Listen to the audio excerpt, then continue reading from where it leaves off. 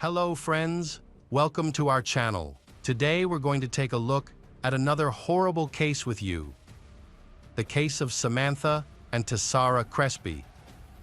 David Kresby comes from a family known for its success and respect. He is from Sacramento, California, and both he and his brother, along with their father, graduated from California State University. David earned an accounting degree with honors in 1983. His older brother, John, is the pride of the family, having become a professor of economics at Kansas State University. With his excellent academic performance, David easily found a job at a local bank, where he quickly rose to the position of CFO.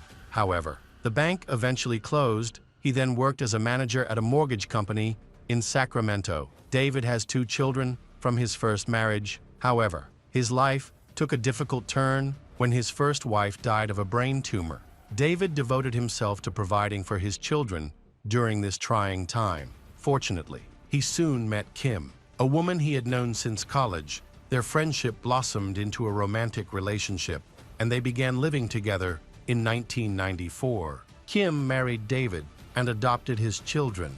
In 1997, they welcomed a son, and 4 years later, they had twins, Tessara and Samantha. In total, David has 5 children with 2 women. In 2001, David moved to a new and promising bank, prompting his family to relocate to Matthews, a small town in the suburbs of Charlotte, North Carolina. By 2006, David Kresby was a vice president at a bank and lived with his family in a comfortable 3-story house in a prosperous area of Matthews. They had lived in this quiet neighborhood for nearly 5 years, which was considered an ideal place to raise children. The family shared a strong, loving bond and maintained a warm relationship with one another. David was regarded as a caring and active family man. They were actively involved in their local church, where David served on the finance committee. To many, it seemed that David had achieved his dream. What appeared to be a happy life actually concealed deeper problems. From a young age, David struggled with mental health issues. On the surface, he seemed to be a kind, devoted, successful, hard-working, and intelligent husband and father. However, he often suffered from severe bouts of depression that would come and go without warning. His condition worsened after the death of his first wife, but it only began to improve when Kim entered his life. She did her best to support him, and they both believed that this would help him overcome his challenges. Unfortunately, it was not enough. David's mental health issues began when he was 20 years old. At that time, he faced typical challenges in love and difficulties in planning for the future, which left him in a state of sadness. Adult life turned out to be more difficult than he had anticipated. Despite this, David still managed to excel in everything he did and worked tirelessly, not realizing that his success came at a high cost. As a young man, David did not seek help and preferred to solve problems on his own. As an adult, his depression often stemmed from the increased demands of his job and the responsibilities he assumed. His family was aware of his difficulties, and his colleagues noticed when he occasionally fell into a state of depression. However, David usually recovered quite quickly. There were no serious consequences for his work life. People understood his situation. He could take a day off, but his colleagues covered for him and provided sick leave when necessary. Their support seemed justified because, while his depression was in remission, David excelled in his field. The situation became increasingly serious. David was a devout Catholic, as was his entire family, according to his faith. End life was considered a sin. Despite this belief, David frequently contemplated end life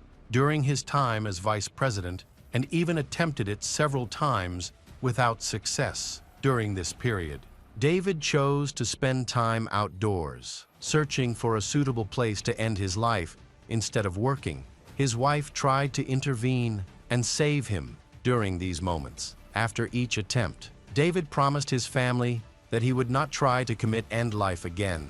David struggled with depression that he could not control. Simply promising himself not to harm himself did not help him dispel his dark thoughts. his frustration grew. Instead of feeling like harming himself, he began to have thoughts about harming others. One time, when David and Kim were stopped at a traffic light, he seriously considered driving into a crowd. His wife thought he was joking.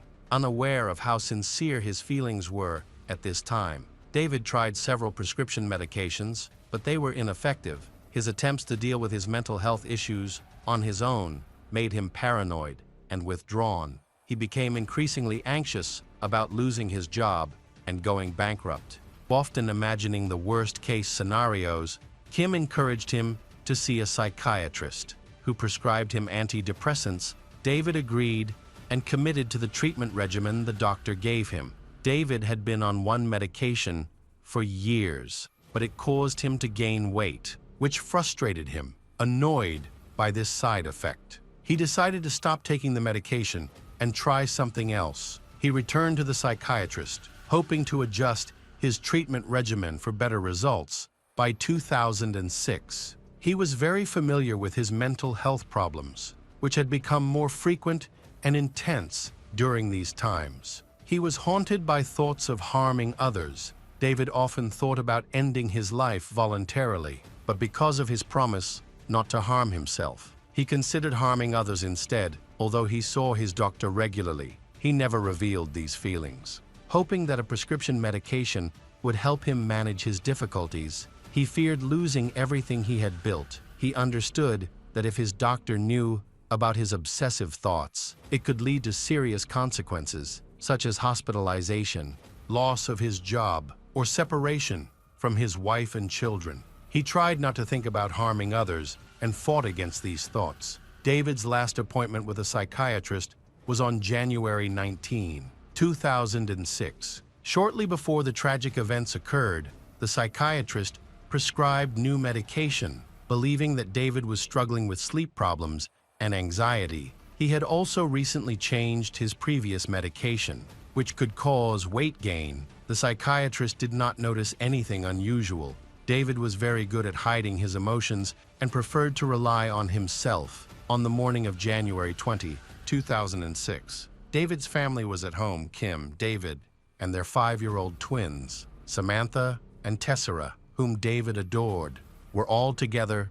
David was on sick leave due to his battle with depression. At that time, everything seemed normal, and there was no sign that anything was wrong. At 11:30 a.m., David received a call from his mother. It was a routine check-in. She was aware of his mental health issues and called at the same time every day to see how he was doing, and if he needed any support. They talked for about 15 minutes, during which David reassured her that everything was fine. His 3 older children were at school at the time at 12:15 p.m., while Samantha and Tessera were having lunch. Kim was looking after them. She felt confident that nothing would happen to the children because David loved them very much. She believed that they would be safe with him. Kim had gone out to get a haircut after lunch. David worked on the computer, but then took a break to spend time with his daughters. He suggested they play hide and seek, and they scattered to find hiding places around the house. David went into the kitchen and laid out some knives on the table. He then began to search for the twins. He saw Samantha first. She was smiling and unaware of the dark thoughts in his mind. Deciding to end the game, he quietly took her to the kitchen. Suddenly, he picked her up and placed her on the kitchen table. He took a knife and began to attack Samantha. The little girl screamed and struggled, and then she stopped breathing. Hearing strange noises, Tessera came out of hiding and saw her father attacking Samantha. Even though she was only 5 years old, she sensed that something terrible was happening. Fearing for her own safety, she hid on the second floor of the house. Unfortunately, Tessera was easily discovered in the bathroom of the master bedroom.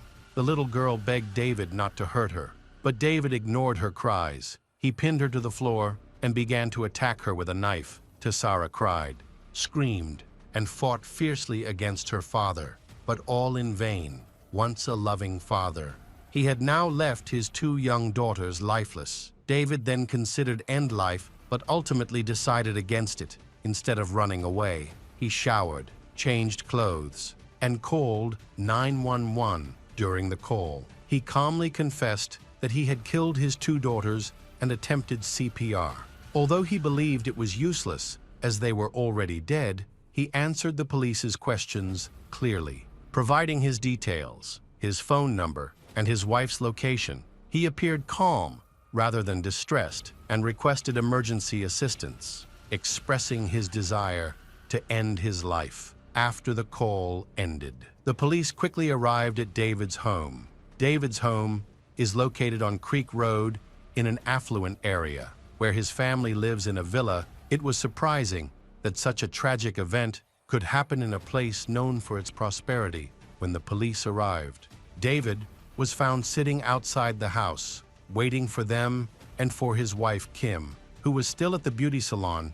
He surrendered and accompanied the police back to the house. Kim later returned home and learned of the situation. Initially, Kim feared that her husband had committed end life, but when she learned the truth, she was shocked. The police placed David under 24-hour surveillance and provided him with specialized clothing designed to prevent self-harm. Removing any dangerous objects from his immediate vicinity, the case attracted considerable public attention, as a prominent and wealthy man faced the possibility of the death penalty, which is legal in North Carolina. It is reported that David may reach a plea deal with the prosecution if he admits to 2 counts of first-degree murder. The prosecutor's office will agree not to pursue the death penalty. As a result, David could face life in prison without parole. Many feel that this sentence is too lenient for the deaths of Samantha and Tessara, 2 innocent girls. During questioning,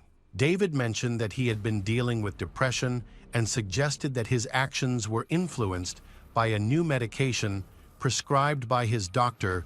David has spoken openly about his illness, seemingly trying to shift the prosecutor's focus to his condition, which he believes caused the tragic events. He stated that he had struggled with depression for years and had finally reached a point where he could no longer bear it. Over the past few months, his condition had worsened significantly. He revealed that he had intended to harm strangers with his car, but also admitted that he had darker thoughts about his wife and 5 children while they slept. Amid his financial struggles, he was overwhelmed by the fear of losing his job as a bank vice president. He felt disillusioned by his inability to provide for his wife and children, which left him feeling unstable. On that day, he heard voices in his head telling him that there was no future, that everything was ruined, and that he had to kill his daughters. David believed that the twins were also suffering from depression,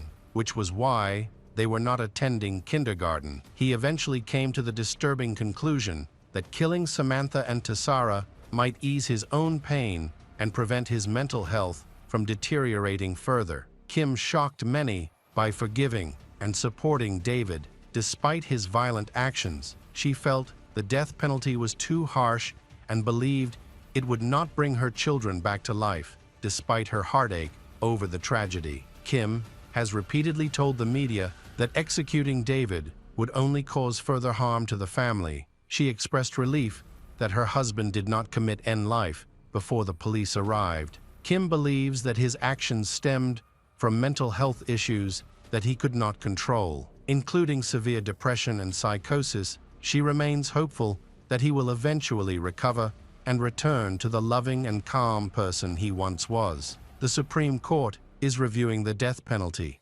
Some believe that David deserves the death penalty for killing his 2 children. However, the prosecutor was reluctant to pursue this option because it would be difficult to convince all 12 jurors. As a result, the inquest continues to investigate more disturbing evidence beyond David's confession. David's attorneys have prepared a strong argument against the death penalty, emphasizing his long history of severe mental illness, which has spanned more than 2 decades. Prior to this tragic event, David had no criminal record. He was a devoted family man and a respectable citizen. There was no history of aggressive behavior in his past, and he had never harmed his wife or children. As Kim and other family members confirmed, the defense argued that on January 20, David's mental illness led to the tragic deaths of his 2 children. The attorneys, along with all of David's relatives, believed that he was experiencing a psychotic episode at the time of the incident. Kim stated that he had been working hard for years to control his mental health issues and had been successful. They had consulted with professionals, and he had been prescribed medication. However, Kim felt that the treatment he received was not effective enough over the years. The family continued to seek help and adhered to the treatment plan, ensuring that he took his medication as prescribed. A psychological evaluation revealed that David had more serious mental health problems than initially thought, rather than just depression and anxiety. He was diagnosed with psychosis. It became clear that the medications prescribed were not appropriate for his condition.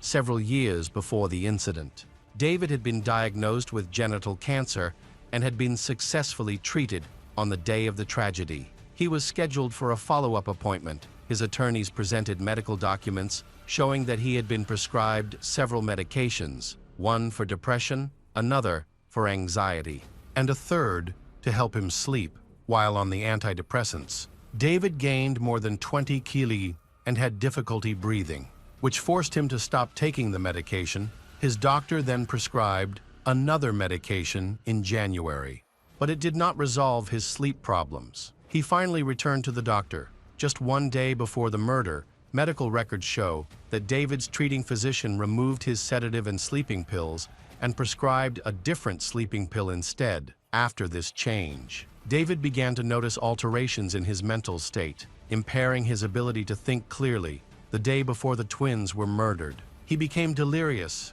and acted erratically, experiencing extreme mood swings. This exacerbated his anxiety about not being able to provide for his family. However, management at the bank where he worked described David as having an excellent work record, with no indication that he was in danger of losing his job. Despite this reassurance, David's mental state left him vulnerable to irrational fears. He worried that he might not receive a bonus from the bank, recalling that he had earned $45 the year before, but doubting that he would receive the same amount again. However, he later discovered that the bank had approved a large bonus during this difficult time. David was not in a clear state of mind and could not think rationally while awaiting the hearing in the case of Samantha and Tessara's murder. Kim visited her husband frequently. She repeatedly expressed her deep faith and love for him, believing that one day they would overcome the challenges caused by his illness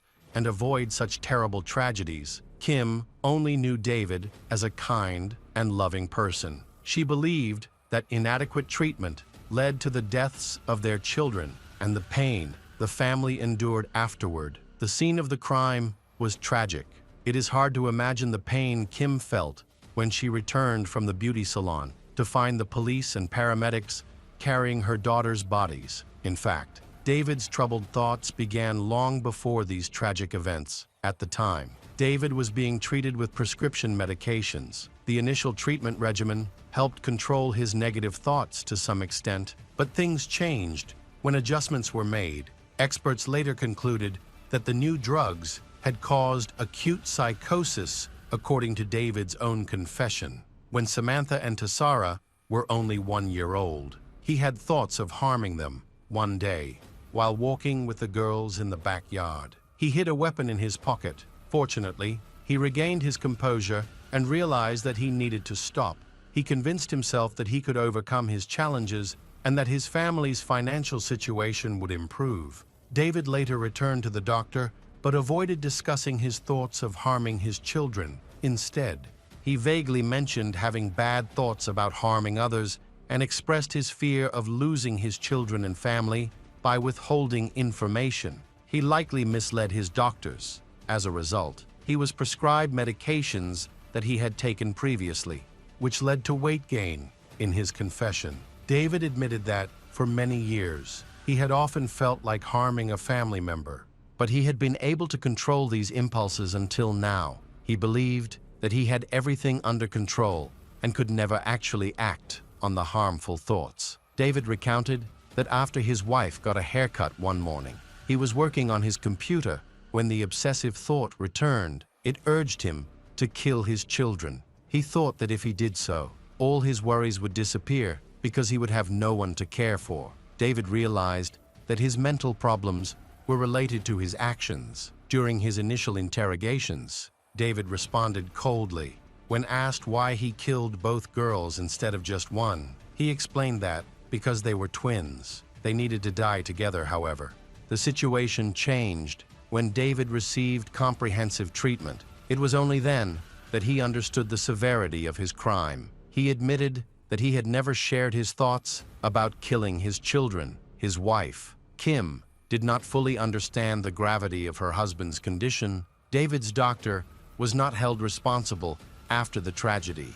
Citing David's failure to provide accurate information, the doctor was unaware of many of David's hidden struggles, which prevented him from fully assessing the situation. Furthermore, all medications have side effects that can vary from person to person, and doctors cannot predict such severe reactions.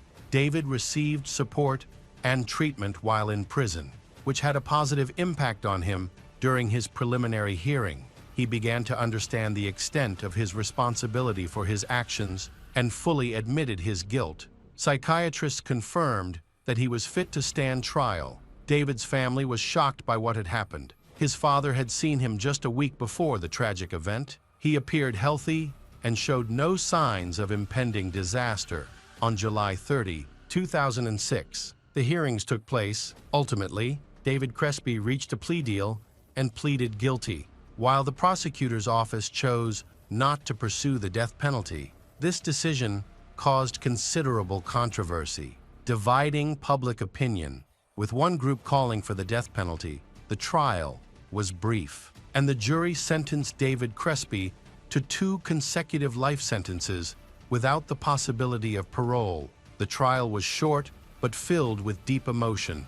David's family cried, and he struggled to hold back tears as he came to terms with the pain his actions had caused. He felt he would be haunted by guilt for the rest of his life. Even the police officers who had arrived at the scene that day were in tears. A young officer went upstairs and discovered Tessera's body. He checked for a pulse, hoping she was still alive. The police carried the injured child down the stairs, praying that she would survive. However, when the doctors examined the body, it was clear that she had died from her injuries. What the police felt as a pulse may have been his own heartbeat. This story raises many questions. Was David truly unaware of what was happening at the time?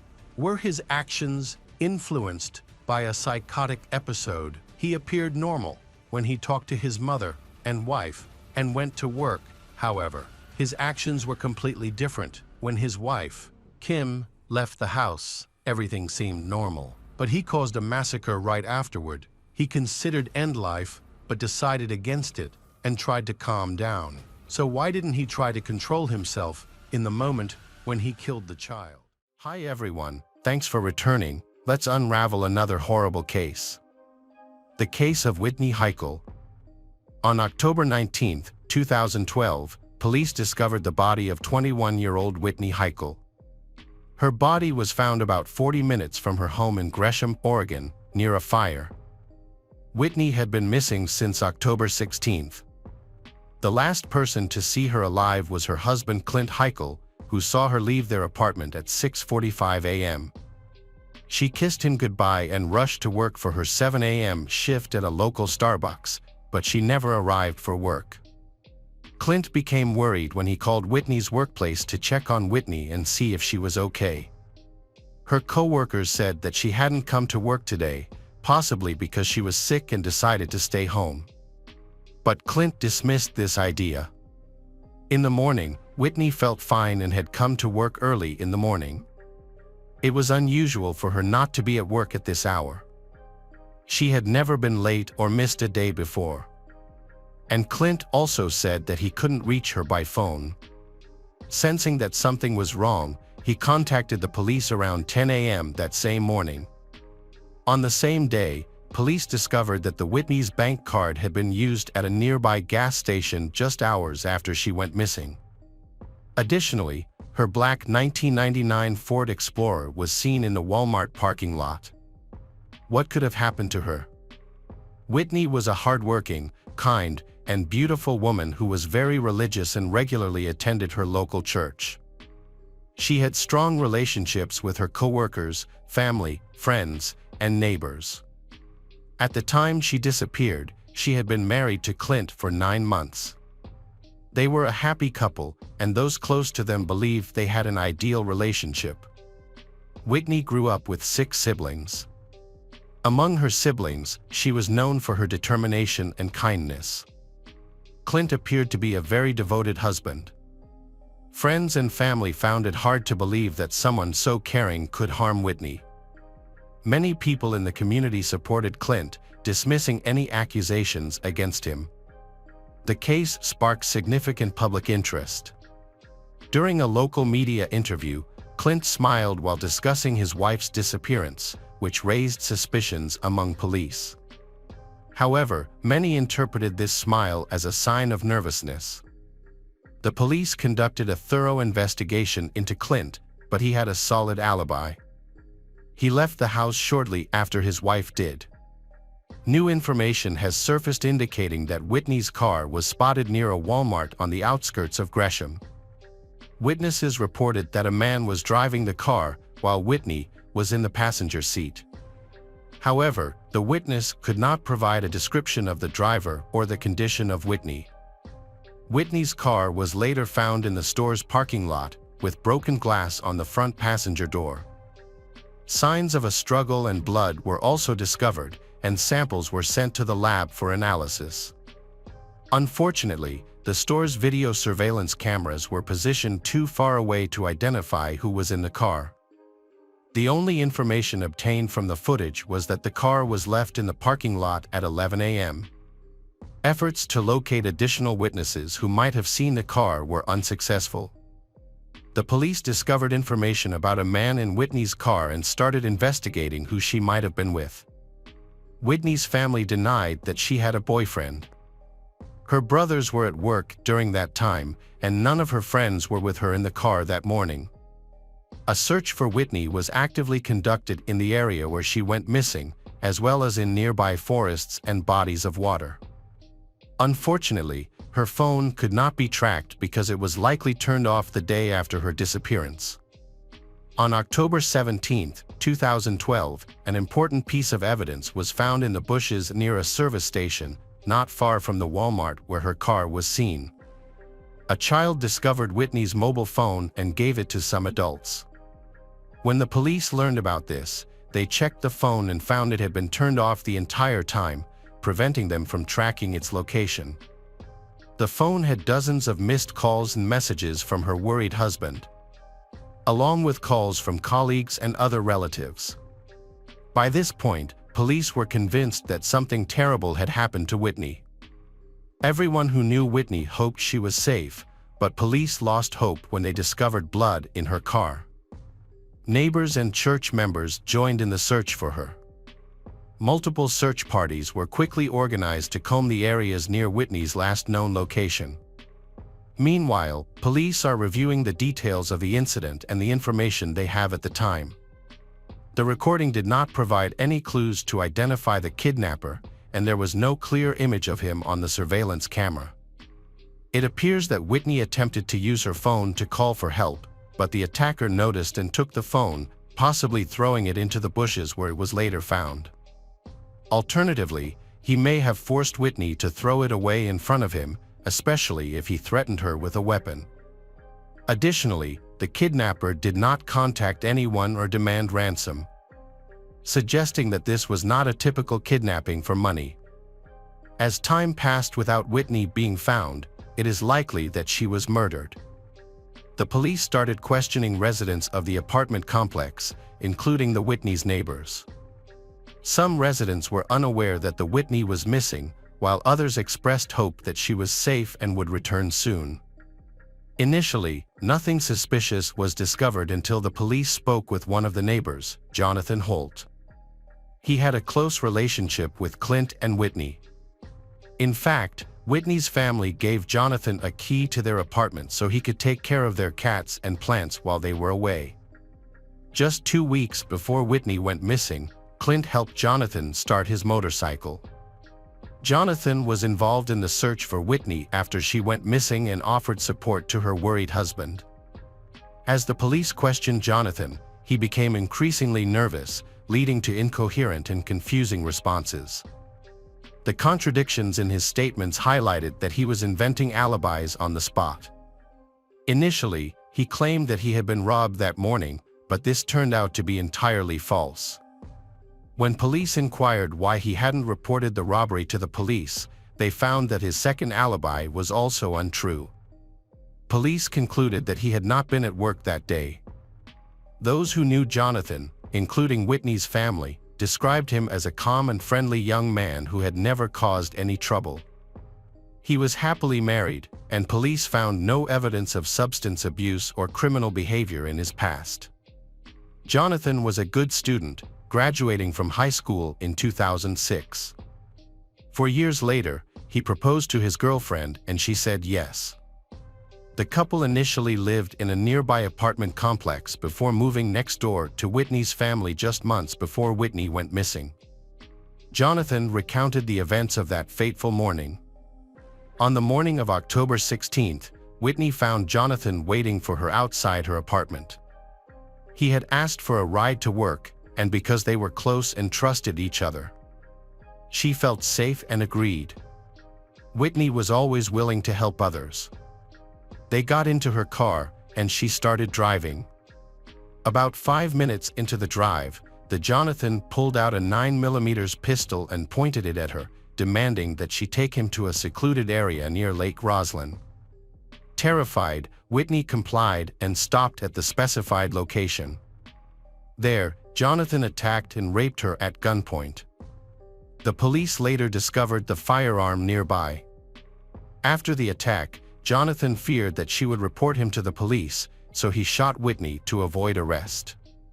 Jonathan threw away the gun, placed Whitney's body in the trunk of his car, and drove to a remote wooded area. He buried Whitney in the bushes and then drove to a Walmart parking lot.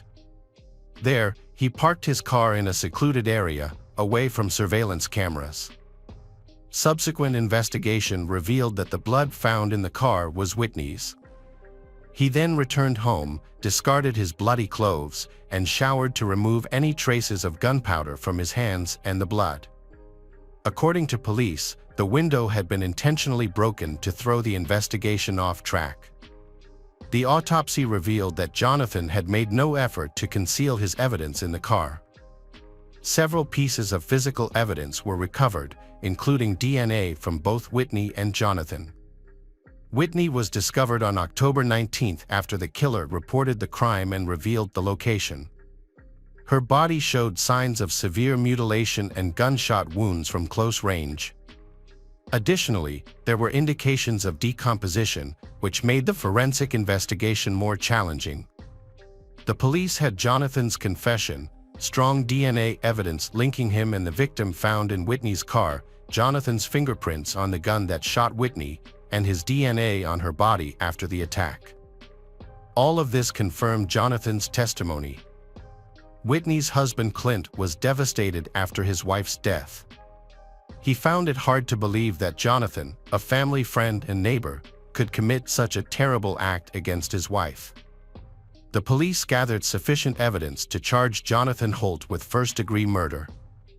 He had already been arrested and was cooperative throughout the investigation, providing the police with all the necessary information. It appeared that he genuinely regretted his actions and felt a deep sense of guilt. An autopsy of Whitney's body confirmed that she died from gunshot wounds, with Jonathan shooting her 4 times in the head. Experts stated that she died instantly. In court, a recording of Jonathan's testimony was presented along with all the evidence against him. The lawyer argued that Jonathan showed remorse for his actions and had confessed to the crime, which should warrant a lighter sentence. Jonathan expressed his sorrow to his family and friends for the loss of they. He explained his behavior as being because he had a secret crush on Whitney. Even though he was married, every time he met Whitney, he felt intense emotions, but she remained cold and indifferent. He eventually lost control when she rejected him. During the trial, Jonathan spoke about his actions. In front of everyone present, Jonathan admitted to first-degree murder, kidnapping, and rape of Whitney. During the court proceedings, Jonathan mostly kept his head down, appearing guilty. He began to cry when the relatives of the Whitney shared how his actions impacted their lives, but he cried the hardest when her husband Clint spoke. He tried to look at Clint 3 times, but each time he quickly looked down. On July 8, 2013, Jonathan Holt was found guilty on all charges and sentenced to life in prison without the possibility of parole. The weekend following the trial, he was transferred to the Hammer County Detention Center in Noma County. Welcome back, mystery lovers. Today's case is going to keep you on the edge of your seat.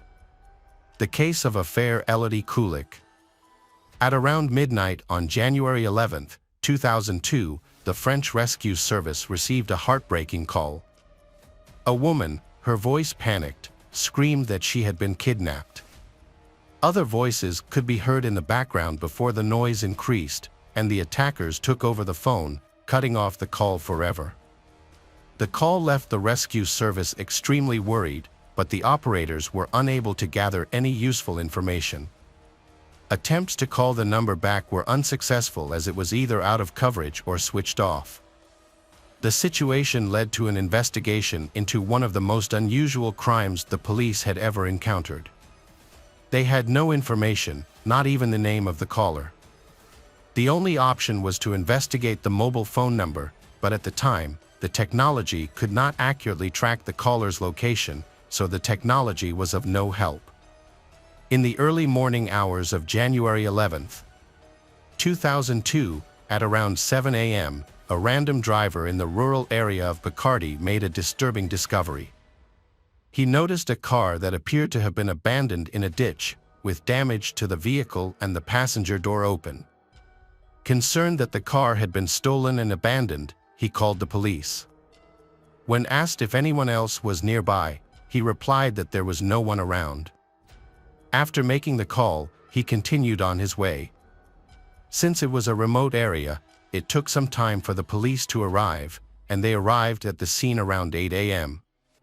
A Peugeot 106 was found upside down in a ditch, which seemed unusual as there was a clear and safe stretch of highway nearby, making it unlikely that it had ended up there by accident. There were no signs of braking or skidding on the road, suggesting the car had intentionally left the sidewalk at a high rate of speed. The keys were still in the ignition, but there was no sign of the driver or any passengers. Police used the license plate to identify the owner. Affair Elodie Kulik, a 24-year-old bank employee who lived nearby. While investigating the abandoned car, her bag was discovered inside, raising concerns for police. The bag contained her money, cards, and keys, but she had disappeared without a trace. Police went to the bank where the affair worked. Bank employees told them she had not shown up for work that day.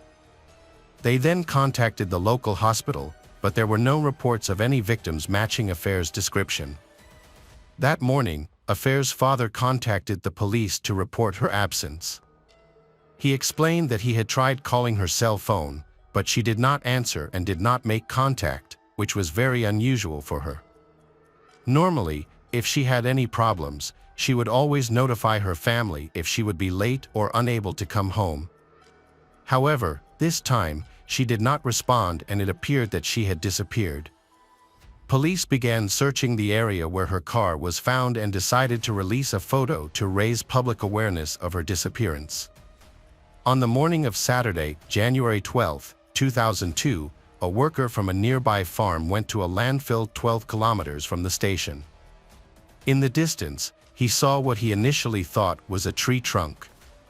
However, as he got closer, he was horrified to discover the disfigured body of a woman. He quickly called the police to report his horrific discovery.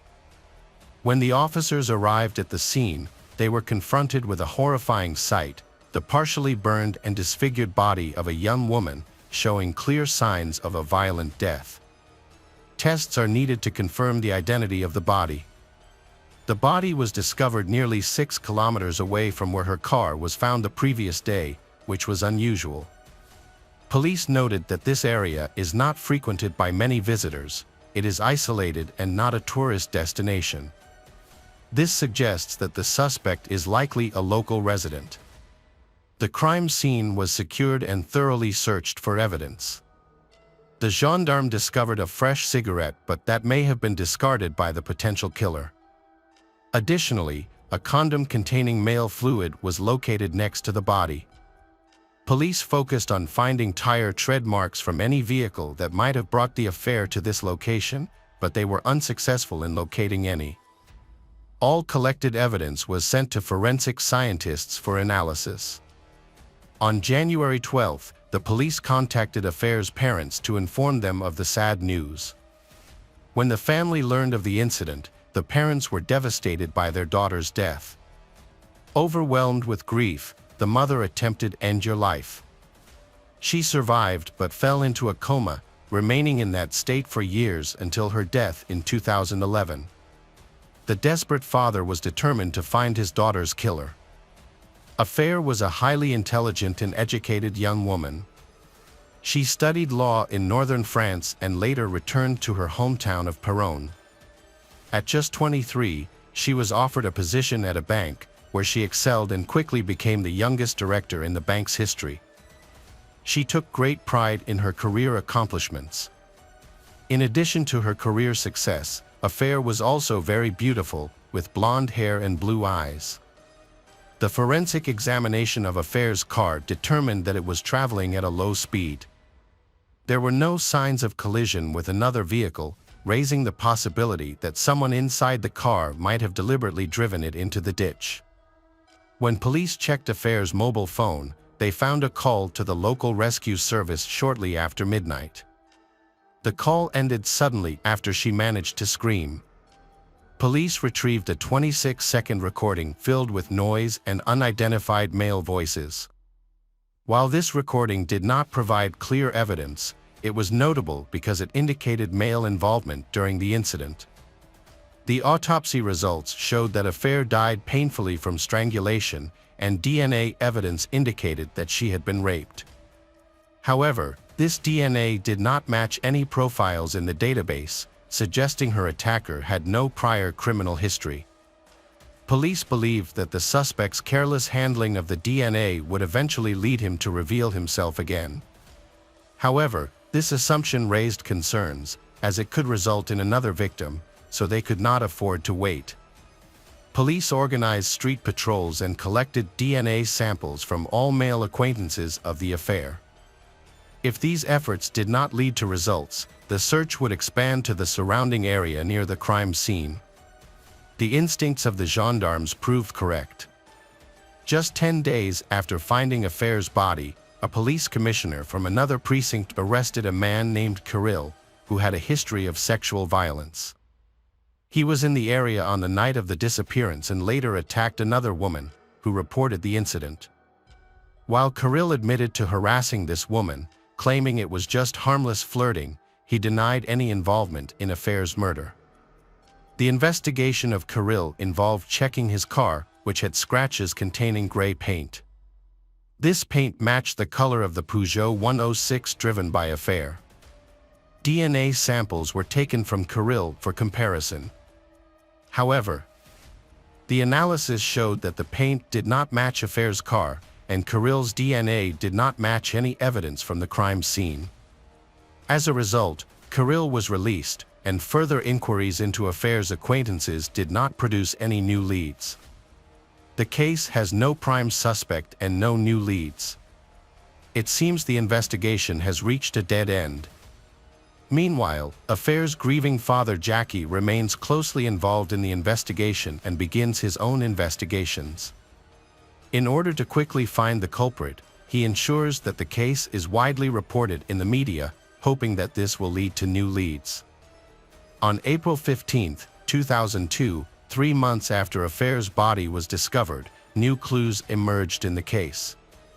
The police received a detailed report from audio experts who had analyzed the recording of Affair's last call to emergency services.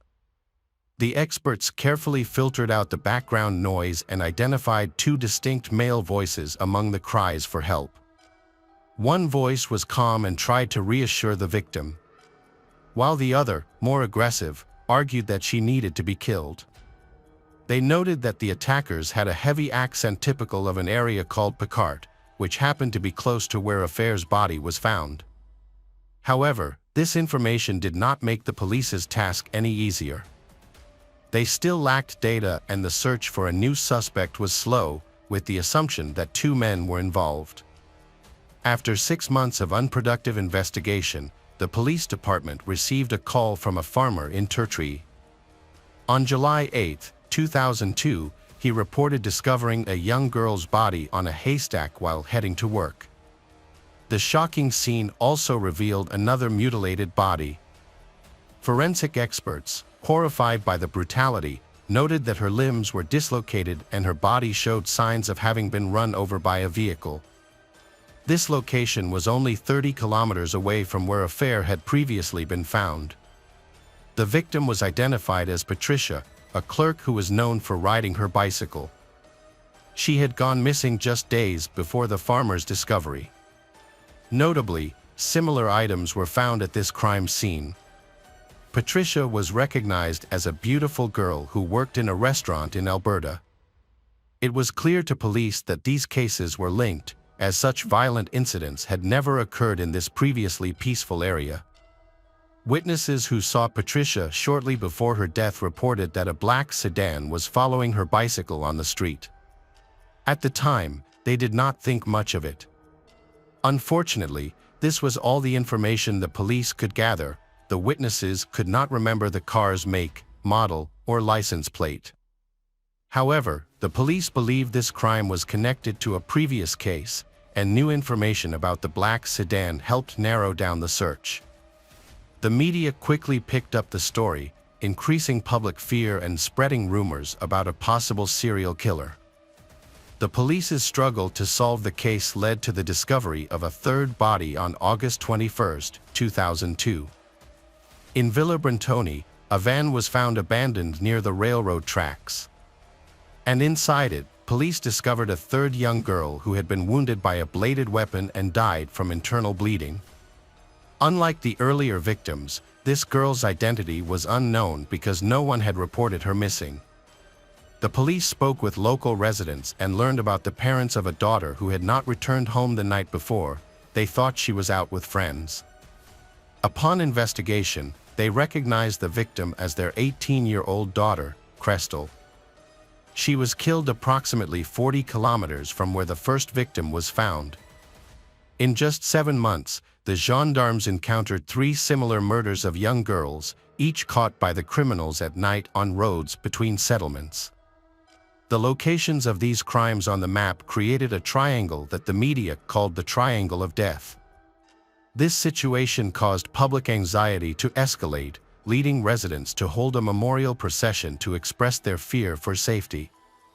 Even with more police patrols and checkpoints, attempts to gather new evidence and testimonies from other potential victims were unsuccessful.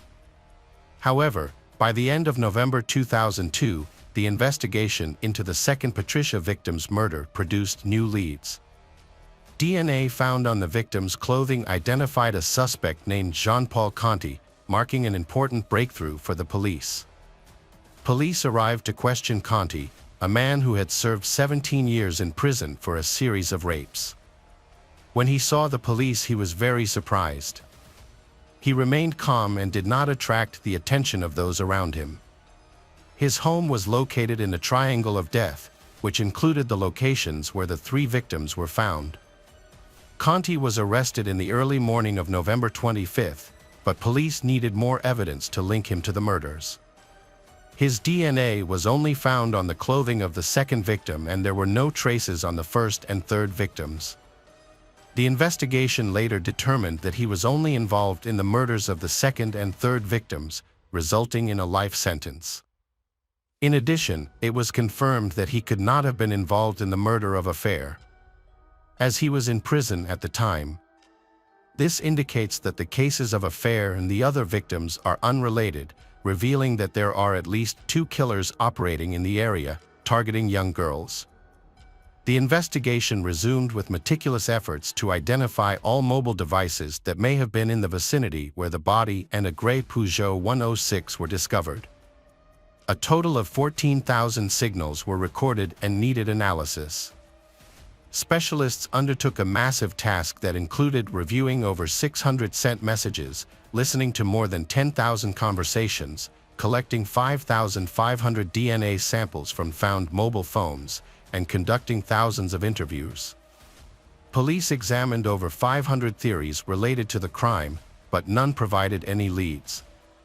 The department received numerous anonymous letters identifying various individuals as potential killers.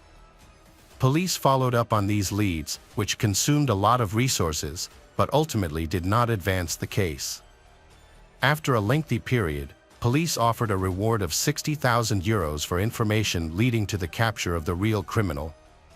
However, this also failed to yield results, leaving the police at a standstill. 9 years after Affair's body was discovered, a new police officer joined the investigation. He was a young specialist with a fresh perspective and new skills. He suggested a method that focuses on analyzing the DNA found at the crime scene to search for close relatives of the DNA's owner, rather than just the owner themselves. This innovative technique was used for the first time in France in this case and proved to be a significant breakthrough in the investigation. Progress was made in November 2011 when police identified a relative of the killer. Evidence strongly suggested that the killer was part of the Wired family. It was believed that the elderly man was not involved, meaning that the perpetrator was likely his son. The Wired family had lived in the area for nearly 50 years and their son, Gregory Wired, was a 23-year-old plumber at the time of the murder. To protect the information, police kept his identity a secret for several weeks. However, they were disappointed to discover that Gregory Wired had died in a traffic accident shortly after the Affair murder in November 2003, which was officially ruled a fatal accident. The Gregory's death shortly after Affair's murder explained why his DNA was not found during random sampling of local residents from 2002 to 2010. His profile closely matched the description of the criminal. Gregory, known to his friends as a motorsport racing enthusiast, was cheerful but had a violent streak. He abused alcohol and often lost control when intoxicated, making him prone to aggression.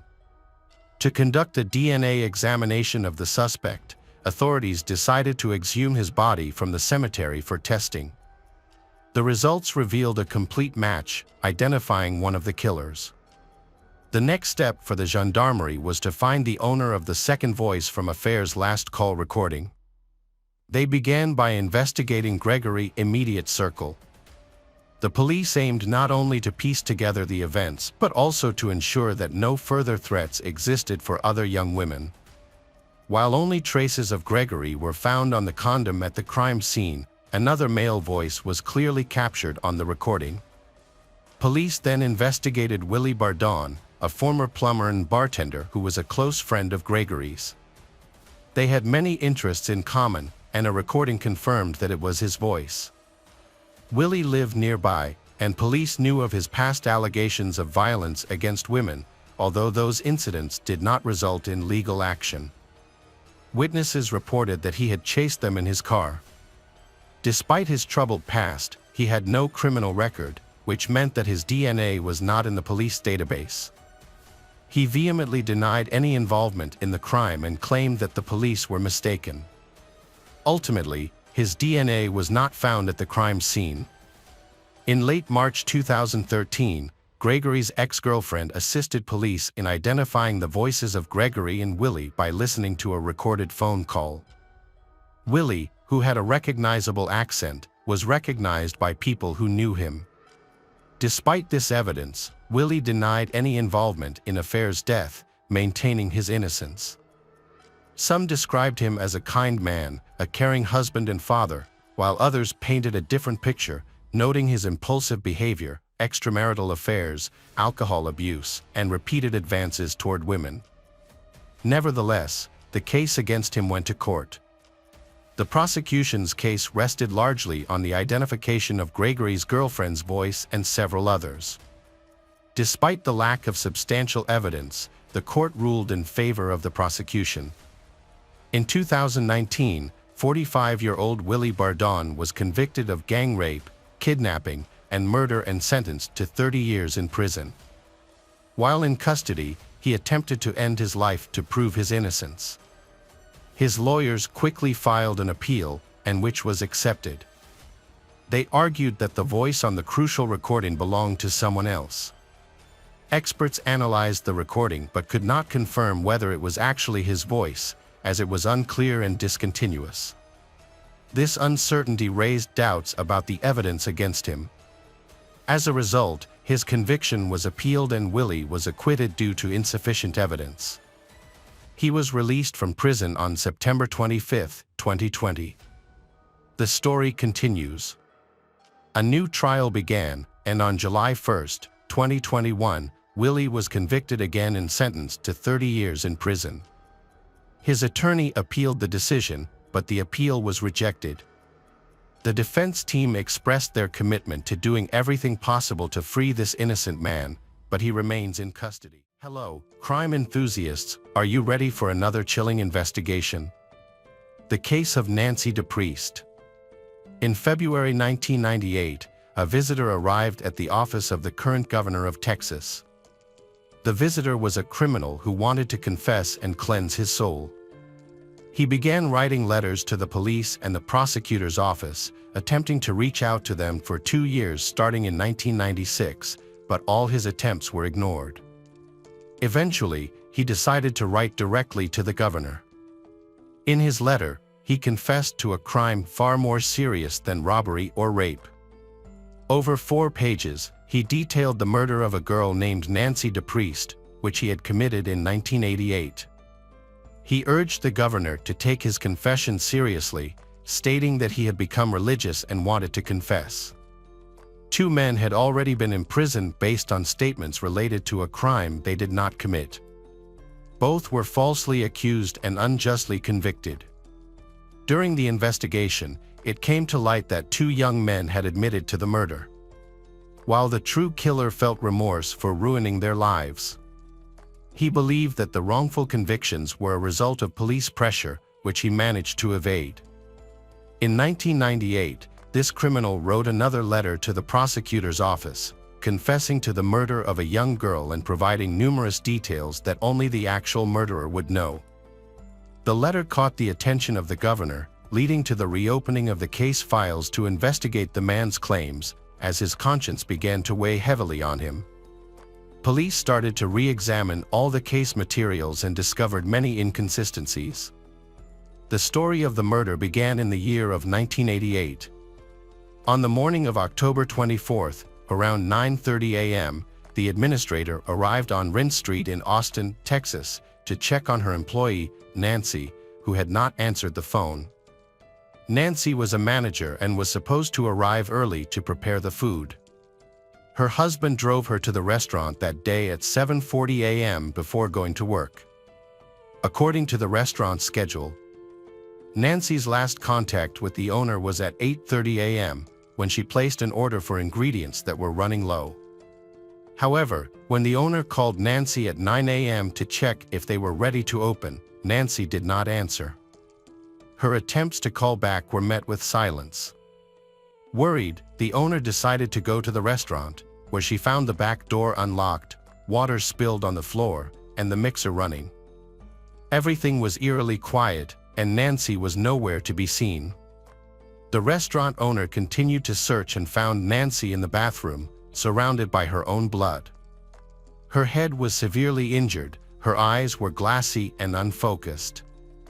Fortunately, she was still alive, but her wrists were tied with her own bra. Panicked, the restaurant owner immediately called an ambulance. The ambulance arrived, found Nancy alive, and rushed her to the hospital, where doctors did everything they could to save her. Unfortunately, her injuries were too severe to save her. After discussing her condition with the doctors, Nancy's family made the heartbreaking decision to remove her life support. They chose to donate her organs, believing that Nancy would support this choice, ultimately helping to save the lives of many others. Forensic experts found that Nancy had been violently raped before she was shot in the back of the head. DNA evidence was collected from the crime scene and sent to the lab for analysis. The lead police believed that the motive for her murder was robbery, as the cash register from the day before was missing. A year earlier, multiple pizzerias in the Austin area had been robbed, but those incidents happened late at night or after closing hours, and there were no injuries, rapes, or murders. The thieves focused solely on stealing cash from the registers and the business's earnings. Nancy's murder was markedly different from previous robberies in the city. The police discovered multiple hair samples throughout the crime scene, including behind the counter and in the restroom.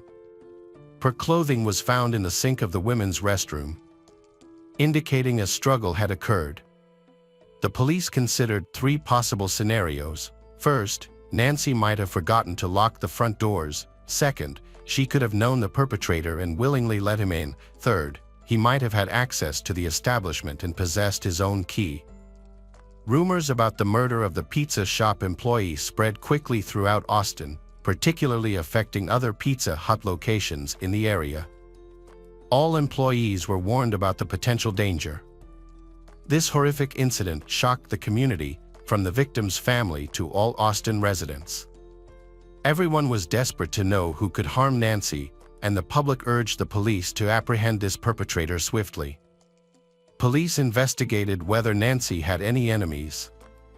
However, at just 20 years old, Nancy had no known connections to criminals and had never been in trouble with the law. She was a kind, well-liked person from Fort Worth, Texas, and well-known to the locals. No one expected her to be the victim of such violence. Just before the tragedy, Nancy had been married to Todd DePriest, who worked for the United States Air Force. At the time of her death in July 1987, the couple had a daughter, Sylvia. The employees at the restaurant where Nancy worked were stunned by her murder. They described her as a kind and friendly young woman who was happily married and deeply loved her family, including her husband and daughter. As a manager, Nancy was well respected by her colleagues, who viewed her more as a friend or sister. There were no complaints about her work ethic or leadership. Police first investigated the possibility that the attacker had a key to the restaurant. This led them to consider current and former employees, as all the pizza parlors in the chain had the same key system. This greatly expanded the pool of potential suspects. Police focused on the restaurant owner who discovered Nancy's body, but eventually discovered that everyone had an alibi and that there were no suspicious individuals among the employees. The main suspect initially considered was Nancy's husband Todd, but he had a solid alibi. After dropping Nancy off at work, he went directly to his own job, which ruled him out as a suspect. This left police puzzled about who could have attacked Nancy. Her family insisted she would never open the door to a stranger and always kept her doors locked, suggesting that the attacker was someone she knew. The police faced growing pressure from the local community, which was flooded with complaints and demands for a swift resolution. The public's fear heightened, particularly on November 9th, 2 weeks after the incident, when the restaurant on Rynn Street reopened. Pizza Hut's management instructed employees to monitor customers closely and to report any suspicious behavior immediately. On the same day, restaurant employees contacted the police to report 2 suspicious individuals. It turned out that these men were Christopher Ochoa, 22, and Richard Danziger, 19, who were employees of Pizza Hut at different locations. The security guard noted that they arrived in a car, parked in the lot, sat in a vehicle for a while, and then came inside to order beer. The 2 young men barely spoke and seemed to be examining the pizzeria suspiciously. When the security guard approached them, he was disturbed by their comments about the murder of Nancy. Christopher and Richard asked if there were any suspects in the case and questioned why there was no security present during the incident. The security guard then asked Richard where he was at the time of the crime, and he replied that he had been working at a different Pizza Hut that morning. Richard believes that there are multiple people involved in the case. The two men then raise their beer bottles in a toast, which seems odd to the security guard. The security guard then informs his colleagues of this unusual behavior, prompting them to contact the police with their suspicions. The police quickly identify the young men and check their alibis, which are confirmed. They could not have been at the pizza parlor where Nancy worked that morning. The conversation between the young men and the security guard is also revealing. It is possible that the young men were simply afraid for their safety, as they worked at similar establishments, which prompted them to discuss their concerns with the security guard. However, Christopher and Richard were immediately considered the prime suspects. This was likely due to public pressure and the lack of other suspects for the police. They were well suited to the role of the criminals, as they were likely acquaintances of the girls. They also had keys to the restaurant and had a reputation as good people. They did well in college and worked in a pizza parlor to support themselves, so their loved ones refused to believe that they were involved in the murders. A police officer, Sergeant Hector Palenka, joined the investigation. Hector had actually solved all of his cases. However, there were rumors that he could be less than professional and abused his position. Some claimed that he was willing to use the most extreme measures to obtain confessions. According to rumors, Hector repeatedly beat suspects to obtain confessions. While talking to Hector, Richard revealed that he had heard from co-workers that Nancy was shot in the back of the head with a second-caliber pistol. He also mentioned that there was a girl's blue apron in the sink, which was blocking the drain and causing the restaurant to flood. Although this information spread quickly among the staff, the police officer found it highly significant. From that point on, the officer became convinced that Richard was the murderer. Hector thought that only the killer would know specific details, like the color of the apron, ignoring that all the staff wore the same uniform. However, aside from his suspicions, the police had no real evidence against Richard. Colleagues verified that Richard was working the morning of the murder, so he was soon released despite the suspicions against him. The police met Christopher at a pizza parlor in another part of town and then brought him to the station to discuss the case. Unlike the previous suspect, Christopher faced a much harsher situation. He was interrogated for hours using aggressive tactics. The officers attempted to intimidate him several times and warned him of the possibility of physical harm and the death penalty, which is legal in Texas. During the interrogation, Christopher cried and tried to prove his innocence, but this only seemed to strengthen the officer's resolve. Despite the intense pressure, the boy maintained his innocence and denied any involvement in the crime.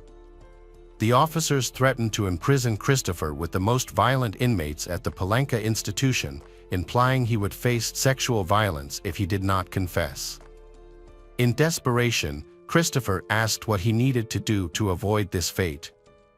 The police insisted that he admit guilt. Overwhelmed by fear and exhaustion, Christopher falsely confessed that his friend Richard had committed murder. The police recorded his statement. Afterward, Christopher was not allowed to leave. He wanted to go home, but instead, he was taken to the hospital for hair, blood, and other sample collections. Then, he was informed that he couldn't be released because he had signed a statement against Richard and was at risk. Christopher was placed in a hotel and was not allowed to leave his room. The next day, he was brought back to the police station, where they stated that they were certain he was involved in Nancy's murder. He was not a witness, but an accomplice. The nightmare begins again. This time, the police demand a confession from Christopher. He is forced to confess on tape.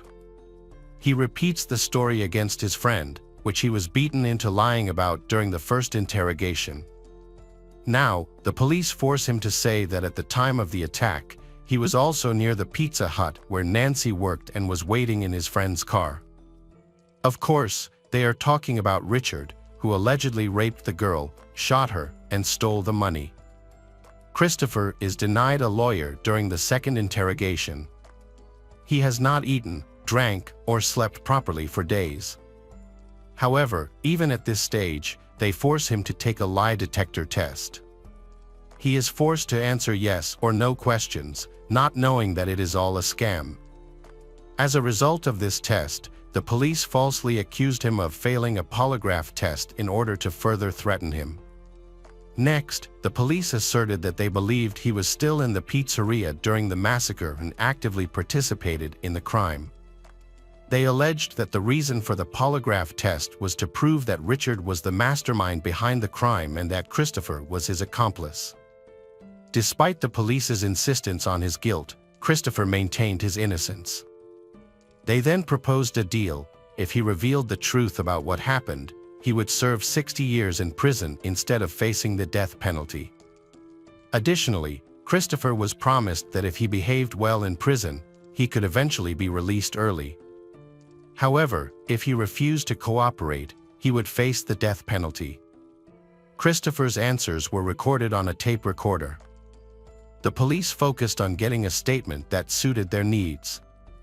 They asked Christopher suggestive questions, suggesting how he should answer. During this time, the recording paused. Then, Officer Hector gave Christopher the answer he wanted and the recording continued. This process took a long time, and the exhausted Christopher continued to resist, although weakly, because he was mentally and physically exhausted. The police became angry and threw a chair against the wall. Hector decided to repeat a tactic he had used just a few days earlier. At that time, Hector brought a typewriter and typed up the statement needed to close the case.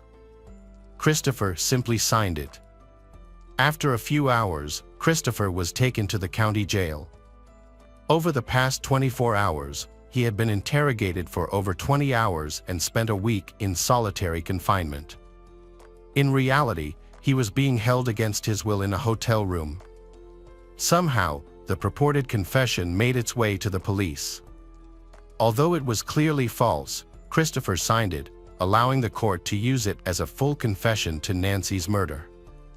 The document claimed that at approximately 7 a.m., Richard and Christopher went to the Pizza Hut. They had a .22 caliber pistol and used a key to enter the restaurant without any trouble. They found Nancy inside alone, tied her up, and attacked her several times. She was then shot once in the back of the head.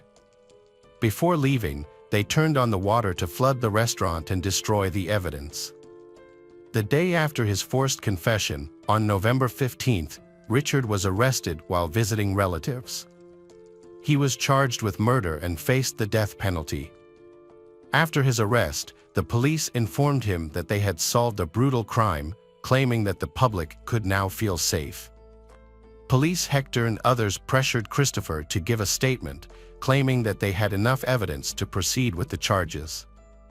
However, the only evidence they actually had was Christopher's confession, which was obtained through torture and psychological pressure. On November 21st, Richard's lawyer, hired by his family, worked hard to argue that the police had illegally obtained a confession.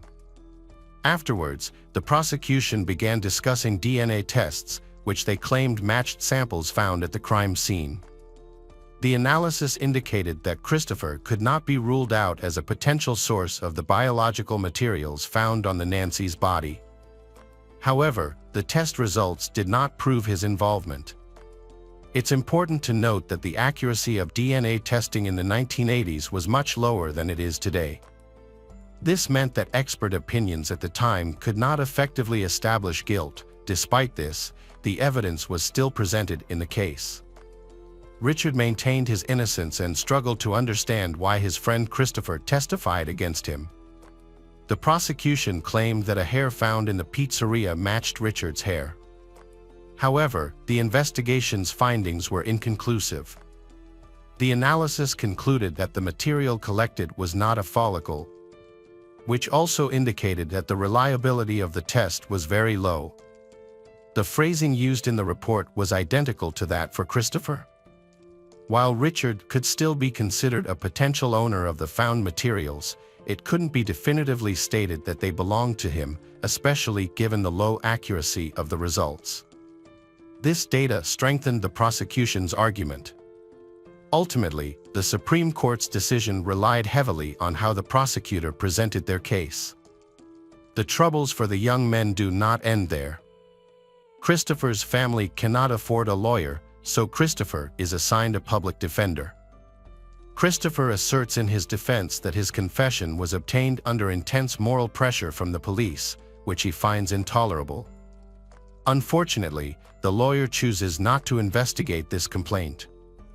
Instead of defending Christopher's rights, he claims that the only way to avoid the death penalty is to plead guilty. Christopher is asked to testify against Richard. Surprisingly, the lawyer shows little interest in defending Richard and quickly aligns with the prosecution. He is so certain of Richard's guilt that he opposes the investigation and questions the forensic evidence. In a discussion with Christoph, the defense even mentions a witness who claims to have seen Richard at the crime scene, adding to the list of false accusations. Furthermore, the attorney reported that Christopher's fingerprints were found on the murder weapon, so he threatened his client. In fact, the prosecutor's office did not find a gun at all. On April 6, 1989, Richard was charged with armed robbery and rape. For this crime, he could have faced a sentence of 5 to 99 years in prison. However, Christopher believed that the prosecution had shifted its focus and now considered Christopher the murderer, claiming that he had shot Nancy. In fact, the prosecution had enough evidence to convict Richard of murder. At his trial on May 5 of that year, Christopher followed his attorney's advice and pleaded guilty to first-degree murder. His cooperation resulted in a life sentence, avoiding the death penalty. Richard's trial started on January 22, 1990, and it attracted significant public attention. The courtroom was filled to capacity, creating an intense atmosphere where attendees seemed eager for immediate justice against the defendants. They were brought to court wearing bulletproof vests due to concerns over potential violence. After hearing the testimonies, the jury deliberated for just 7 minutes before finding Richard guilty of rape and related charges, resulting in a life sentence.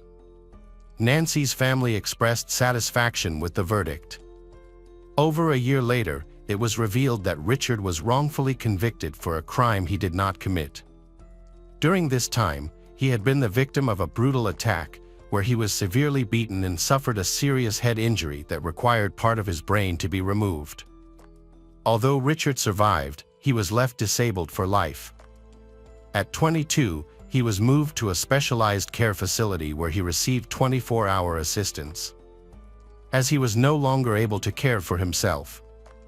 On that significant day, the leadership of the Austin police focused on Detective Hector Palanca. It became clear that he was abusing his powers systematically, as confirmed by other department employees.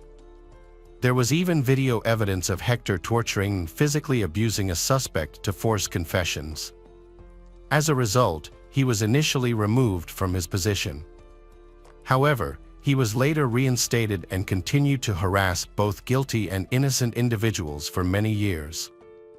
The damage caused by Hector to the law enforcement system is hard to comprehend. One case alone led to an innocent young man being sentenced to life in prison, while another victim was left permanently disabled. Shockingly, their cases remained unexamined until 1998. The Nancy DePriest case was long considered resolved, and no one had revisited it. This situation changed when Akeem Marina stepped in and sent a letter of confession to the governor, requesting that he reach out to the lawyers. Akeem's letter to the governor's office provided information that could help the police gather physical evidence. He claimed that the handcuffs and bag used in the attack could be found at his parents' home. In addition, the gun that shot Nancy had been confiscated during his arrest for other crimes. The police eventually took the letter seriously and began investigating the case. After reviewing the information, the police were able to confirm the criminal's claims. With more evidence in the archives, they approached Christopher, who was serving a sentence in prison. At first, Christopher was skeptical about the police visit and thought they might be trying to frame him for another crime. As a result, he chose to stick to the false story he had previously confessed to, a story influenced by Officer Hector, and did not provide any useful information. Eventually, Christopher discovered that the police wanted to talk to him because of a letter from Akeem in which Akeem had confessed to the crime. This news gave Christopher hope that he could prove his innocence and possibly be released. However, he no longer had faith in the justice system. In June 1999, he contacted a project called Innocence. In his letter, he explained his situation, and when activists from the project contacted the police, the district attorney reviewed the case documents. In August 2000, DNA samples were taken from Akeem, whose conscience was tormenting him.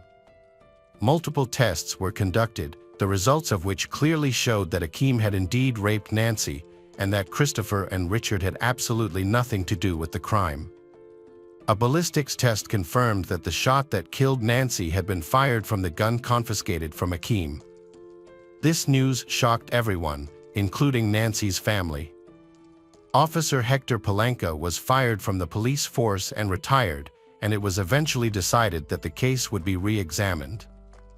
On January 16, 2001, a Texas court overturned the convictions of Christopher and Richard, whose lives had been irreparably damaged. In court, Nancy's mother sat next to Christopher's mother, holding her hand. During the trial, Christopher admitted that under pressure from Hector Palanca, he broke down and confessed to a crime he did not commit, dragging his friend Richard into the lie. Akeem, the author of the letter, testified at trial. He claimed that he killed Nancy because he was driven to human sacrifice by voices in his head. He admitted to stealing a work uniform from another restaurant and wearing it the day he knocked on the door of the Pizza Hut where Nancy worked. Believing that he was a co-worker from the same restaurant chain coming to her aid, she opened the door without fear, where he then pointed a gun at her. He demanded money and took her into the bathroom, where he raped and killed her. Akeem testified that during the attack, he pulled out a gun and pointed it at the back of her head. According to his confession, he raped her 8 times before shooting her.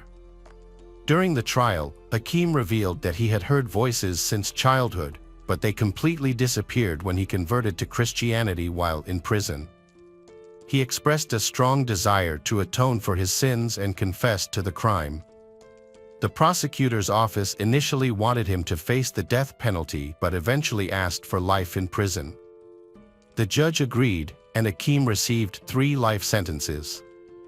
An investigation was then launched into the 3 police officers who questioned Christopher and Richard, but they faced no significant consequences. Christopher and Richard were eventually found not guilty, and their convictions were overturned, leading to their release. Their families were in disbelief. Christopher shared that he often cried at night in prison, unable to understand why he was there. Both men consistently claimed their innocence, yet no one believed them. The families of Christopher and Richard were furious about the unfair 12-year sentences, which had shattered their lives. Lawyers for the wrongfully convicted filed lawsuits, resulting in financial settlements. Richard received a total of $10.25 million, $9 million from the city, $1 million from the county, and $250,000 from the state. Christopher was awarded $5.3 million, and out of a sense of guilt, he donated $500,000 to Richard. Unfortunately, Richard's condition could not improve due to the traumatic brain injury he sustained. He required lifelong care and experienced mental health issues, along with partial recovery on the left side of his body. Richard spent his remaining days surrounded by loved ones who cared for him. He passed away from cancer in 2021 at the age of 50. Christopher was released after spending 12 years in prison. He pursued higher education and established a legal practice, offering many free consultations to those in need. Details about his personal life remain unknown. Welcome back, detectives. Let's dive into another horrible case. The case of Ada Betty Quadros Fernandez. Ada Betty Quadros Fernandez was born on September 13, 1977, in the coastal town of Chimbote, Peru. She was the first child of Victor Quadros, a veterinarian, and Fernandez, a teacher. Ada was the eldest of 4 siblings and consistently performed well academically, even winning knowledge contests. She had a happy childhood filled with dreams of self-improvement. Ada later recounted that she spent much of her childhood with one of her sisters on their grandparents' farm, enjoying the close connection with nature and animals. This period on the farm was one of the happiest times of her life. Ada came from a family that was not poor but also not wealthy. As a teenager, she looked for ways to contribute financially to her family. Together with her sister and a friend, she formed a group to entertain at children's parties. After high school, Ada enrolled in a private university to study law. However, her financial situation did not allow her to continue, and she had to drop out. Despite this setback, Ada remained determined to succeed and support her family. With this goal in mind, she applied for a U.S. visa. Like many young people from Peru and other Latin American countries, Ada saw the United States as a land of opportunities. She was determined to move there, work hard, earn a better income, and pave the way for a brighter future for herself and her family. Her family enthusiastically supported her decision. They sold some of their belongings and did everything they could to gather enough money for her journey. Her destination was Texas, where she initially planned to stay with some relatives. In early 2004, she started working as a waitress in a restaurant. Later, she joined a company that placed nannies in households. It was through this job that she met the Lazeric family. The Lazeric family consisted of Father Michael, generally known as Mike, Mother Renee, their oldest daughter Alyssa, and the twin boys Ryan and Kyle. Little is known about the family background, except that they got married in 2000. Soon after their wedding, Renee became pregnant with their first child, Alyssa. After Alyssa's birth, they were expecting twins, Kyle and Ryan. The Lazeric couple wanted to hire a trustworthy babysitter to take care of the twins when Renee went back to work. Alyssa was already attending a daycare where she had made several friends, so they decided she would continue being cared for there. They interviewed several candidates, and Ada stood out as the best option. She was young, but not a teenager. She appeared healthy, strong, polite, and cheerful. Renee wanted Ada to start immediately so that she could work with her for a few weeks and explain the household routines, the state of affairs, and her expectations. She also wanted to see how Ada would take care of the twins. The family had a specific requirement. They wanted assurances that Ada would stay with them for 18 months, and Ada agreed to this arrangement. Initially, they was agreed that she would spend only daytime hours in the Lazeric household, but after some time they asked her to move in, and Ada agreed. Everything appeared to progress well. The Lazeric family was satisfied with her work and grew fond of her, placing complete trust in her. Numerous photographs documented joyful moments with the smiling young nanny holding the twins. However, the situation changed dramatically in the summer of 2005. Ada informed the Lazeric family that her relatives were returning to Peru before relocating to Germany. Ada was prepared to accompany them and had already purchased her plane ticket for October 29th of that year. Understandably, this came as disappointing news for the couple, as it was not in line with their previous agreement. Eventually, they understood and simply asked Ada to stay until they could find a replacement. They even requested her help in searching for and selecting her successor. Ada agreed, but from that moment on, she no longer stayed overnight at the Lazeric's house. Instead, she returned to her uncle's house at night and came back early in the morning. Given the change in circumstances and Ada's impending departure, the Lazeric family scheduled interviews with several nanny candidates on October 12. During the day, Renee called Ada and asked her to prepare macaroni and cheese for the children. Ada fulfilled the request and fed the children. When Renee returned home, she greeted her children, saw that they were fine, and after interviewing the candidates, spent more than an hour with her little ones before they went to bed. Nothing seemed out of the ordinary. Kyle typically woke up crying at 5 a.m. on Thursday, October 13th. Twins usually sleep heavily and require someone to wake them, but Kyle woke up on his own. Renee got up, went to the twins' room, picked up Kyle, and soothed him until he fell back asleep. She then returned to bed. 2 hours later, at 7:30, Mike went to the kids' room, woke them up, hugged and kissed them, and left them in Renee's care before going to work. She changed Ryan's diaper, said goodbye to twins, and went to work.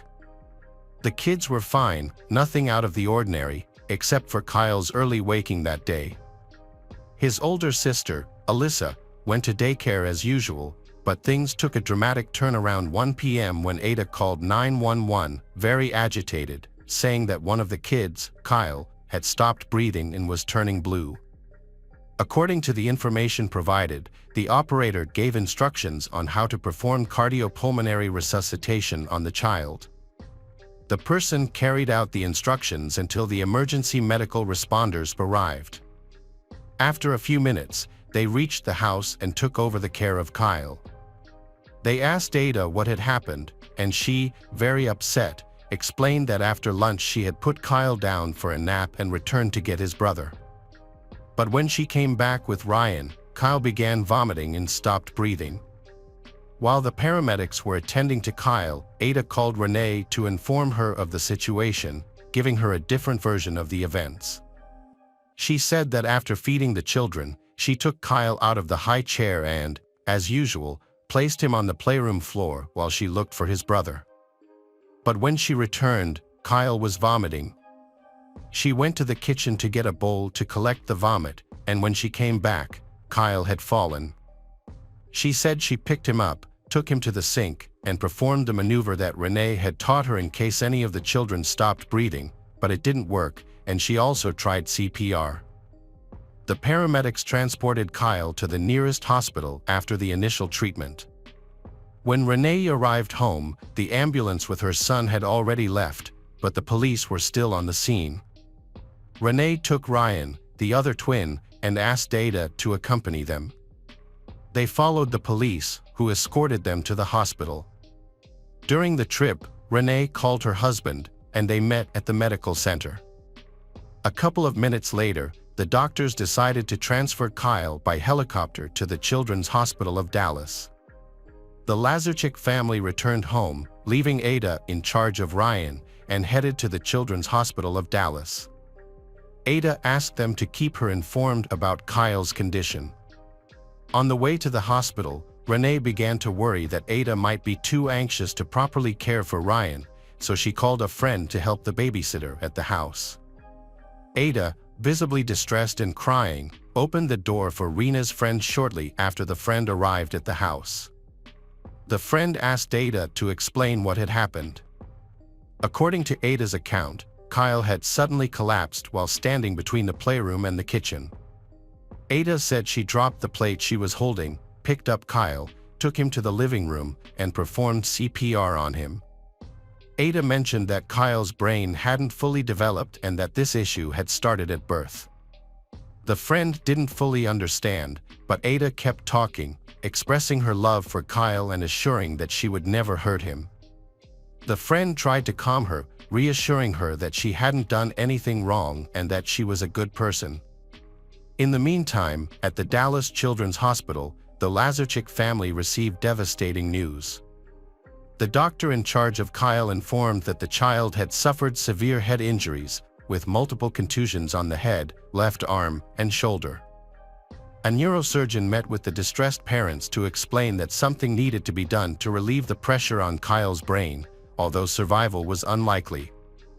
A child abuse specialist who also met with Mike and Renee suggested that Kyle's injuries could be consistent with abuse. The specialist stated that Kyle's injuries were so severe, it was as if he had been in a car accident or fallen from a sixth-floor window. Renee initially found it hard to believe what had happened. She thought Ada might have accidentally dropped the child or was too scared or ashamed to admit it. However, the doctors clearly explained the severity of Kyle's head injuries and the amount of force required to cause them. Given this information, the possibility of an accident seemed unlikely. Renee promptly contacted another friend to pick up Ryan and remove him from the house. While this was happening in the hospital, Ada became increasingly anxious at home. Renee's friend had to go out to pick up her son from school and take him home. During her absence, Ada called her several times, asking if there was any news about Kyle. When Renee's friend returned to the house, she found Ada calm. Ada was no longer crying or talking. Shortly after, a police cart passed by the house. Seeing it, Ada lost her composure. She began to cry uncontrollably and scream, "No, no, no," collapsing on the floor behind a door and repeatedly insisting that she would never harm Kyle. 2 female detectives arrived to interview Ada.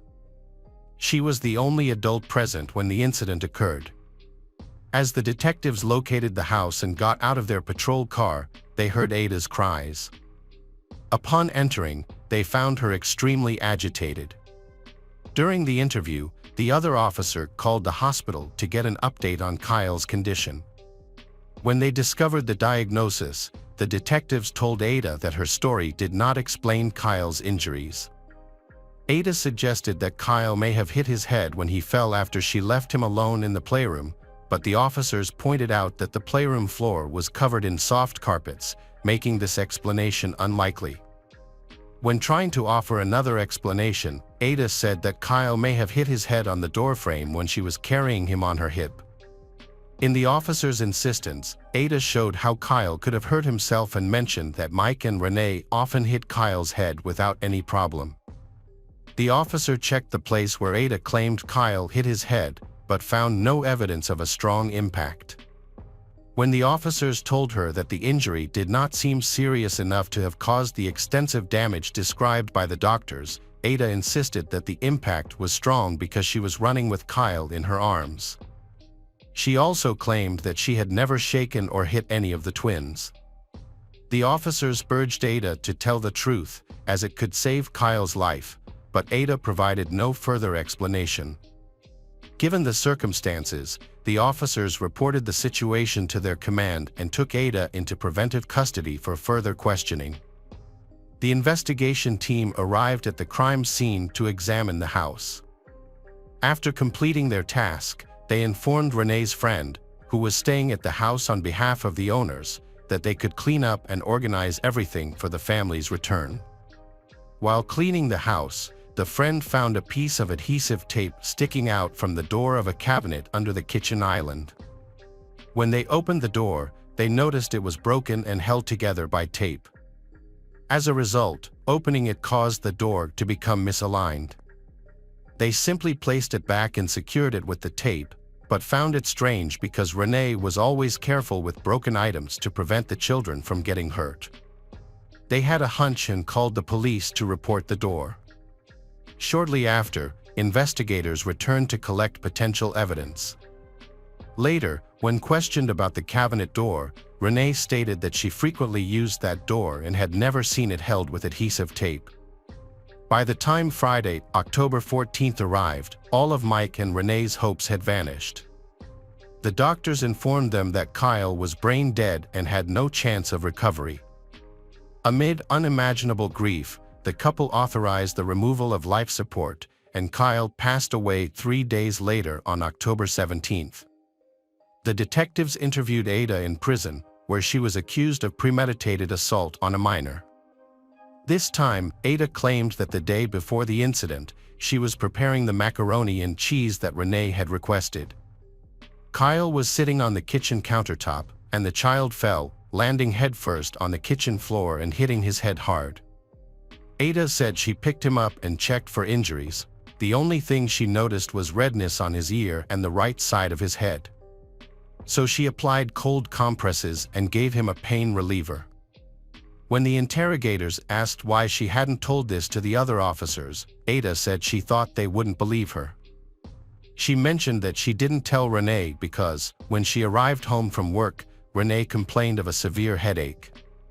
Ada said Renee suffered from migraines and had requested that the lights be turned off and the house be kept quiet.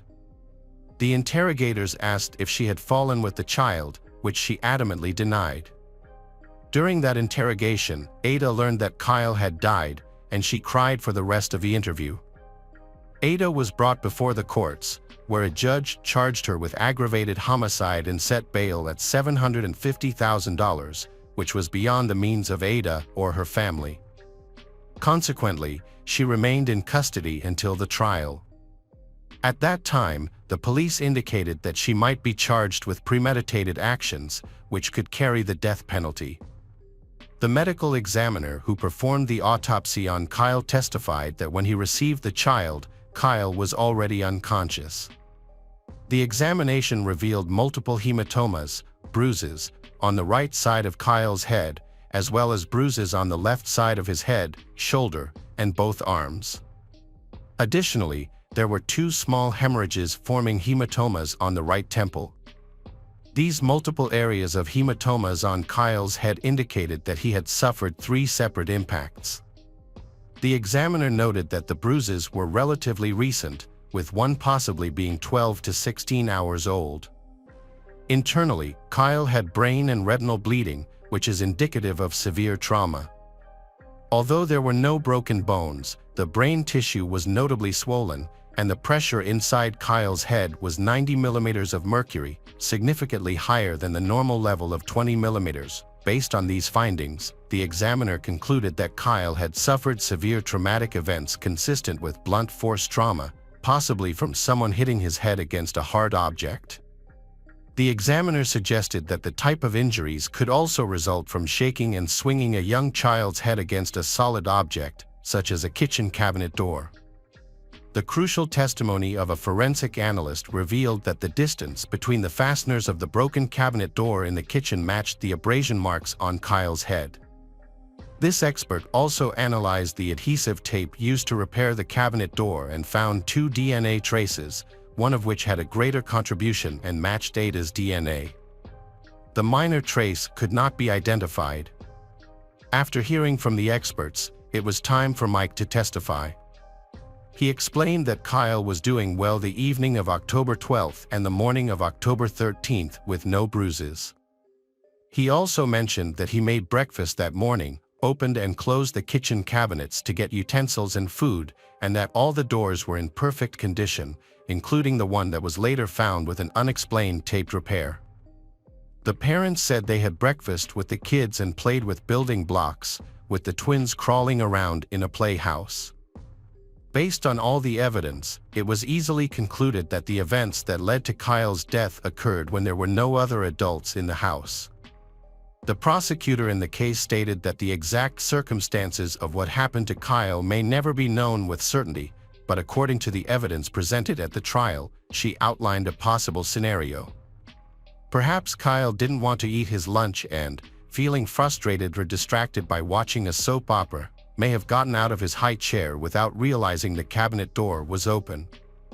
The prosecutor speculated that Ada's rage could have provoked the violent attack on Kyle's head using the cabinet door until it broke, leaving marks on the child. After all the testimony and closing arguments, the jury retired to deliberate. When they returned, they decided Ada guilty of capital murder of a child under 6 years old. When the verdict was read, Ada's mother, Fernandez, who had traveled from Peru when her daughter was arrested, stood up and shouted that she would free Ada because she was innocent. She stated that there was no evidence to convict her daughter and swore to start over with an appeal. After the jury left, Kyle's parents showed photographs and videos of their late son and told about his short 14-month life, from birth to the last picture taken a few days before his death. Family members talked about Kyle, while others simply couldn't stop crying. Ada was convicted a year later in 2006 to life imprisonment without the possibility of parole. For Ada and her family, giving up was not an option. Her parents immediately started a campaign to appeal the sentence, as they claimed that Ada's conviction was based on racism and ineffective public defense. But an appeal required money for legal representation and court costs, which the family did not have. In this case, Ada and her family have been continuously struggling to prove Ada's innocence. They are seeking support from various sources, including the Peruvian government, the Peruvian and Latino community in the United States, as well as solidarity organizations in Peru. In prison, Ada maintains her innocence and takes advantage of every opportunity for interviews. Their efforts have paid off, and in 2009, Ada's legal team filed an appeal citing 5 specific errors in the initial trial process. After reviewing the case, the appeals court rejected 3 claims but approved 2 claims. This was enough for the judges to overturn the verdict and cancel the trial due to irregularities. After this decision, Ada's family began fundraising efforts again to cover the $100,000 needed for a new trial. It took another 3 years to prepare for the new trial, which began on July 10, 2012, with the selection of 12 jurors from over 100 candidates.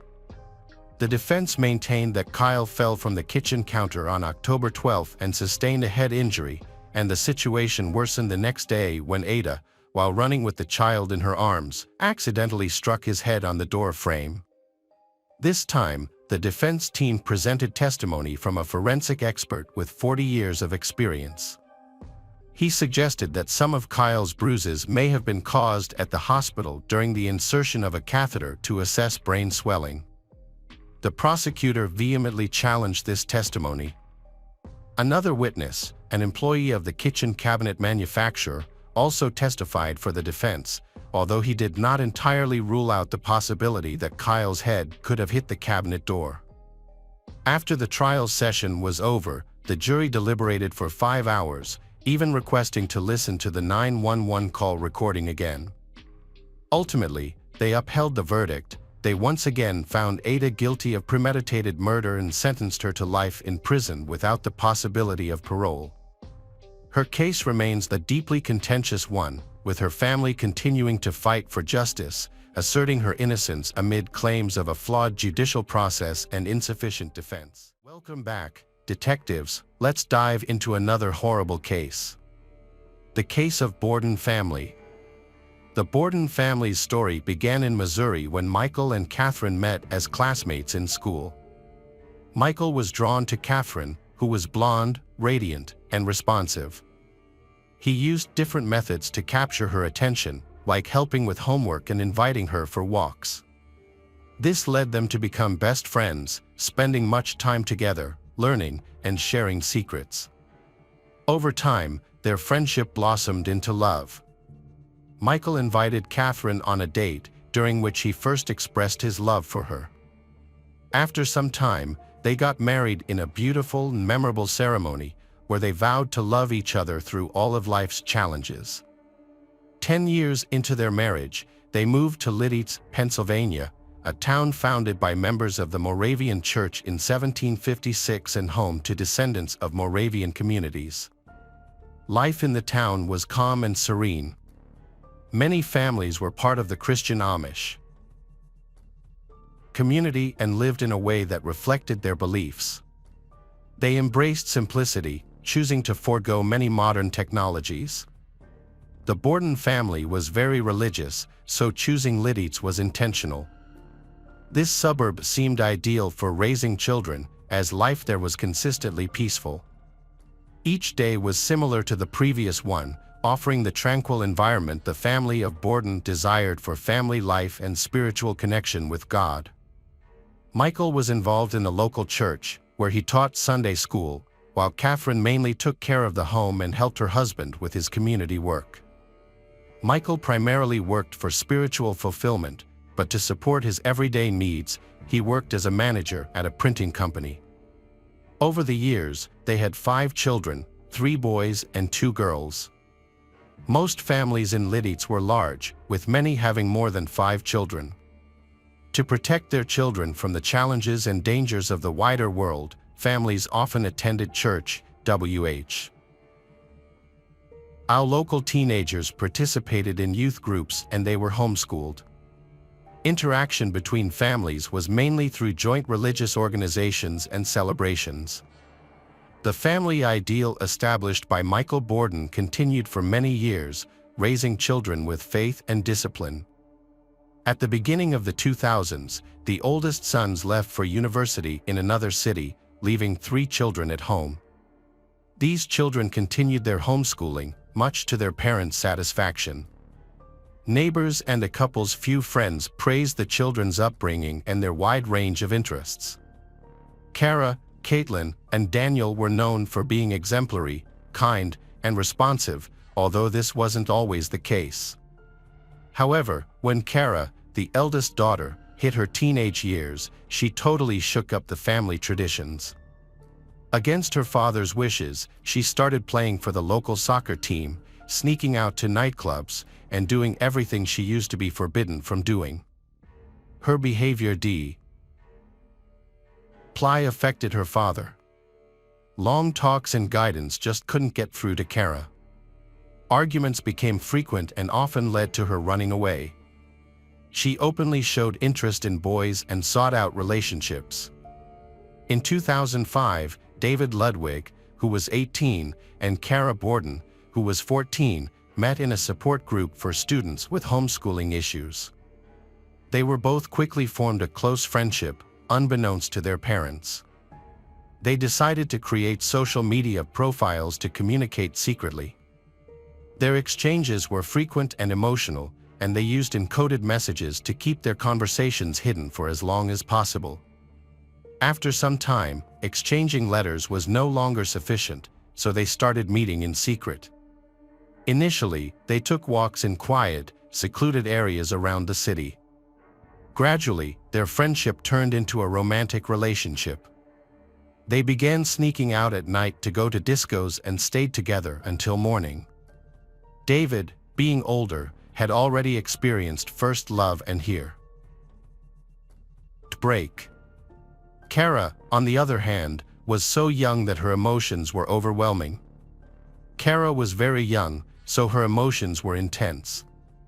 She didn't simply walk, she appeared to glide, with a joyful smile constantly on her lovely face. Meeting David made Kara become obedient to her parents again. Her father was thrilled, thinking the teenage troubles were a thing of the past. But Michael was wrong. It was only the fear of being found out by her parents that calmed the girl's rebellious spirit while she hid her love for David. This saddened Kara a lot, as she knew how her parents would react to relationships at such a young age. Since childhood, they had instilled very different ideas about the possible love between a man and a woman, trying to protect her from that reality for as long as possible. Fearing her parents' negative reaction, they guarded their secret very carefully, but sooner or later, all secrets come to light. One day, Kara couldn't hold back any longer and shared her secret with her sister. She showed her a photo of David and explained how their relationship started, expressing how deeply in love they were and their determination to be together against all odds.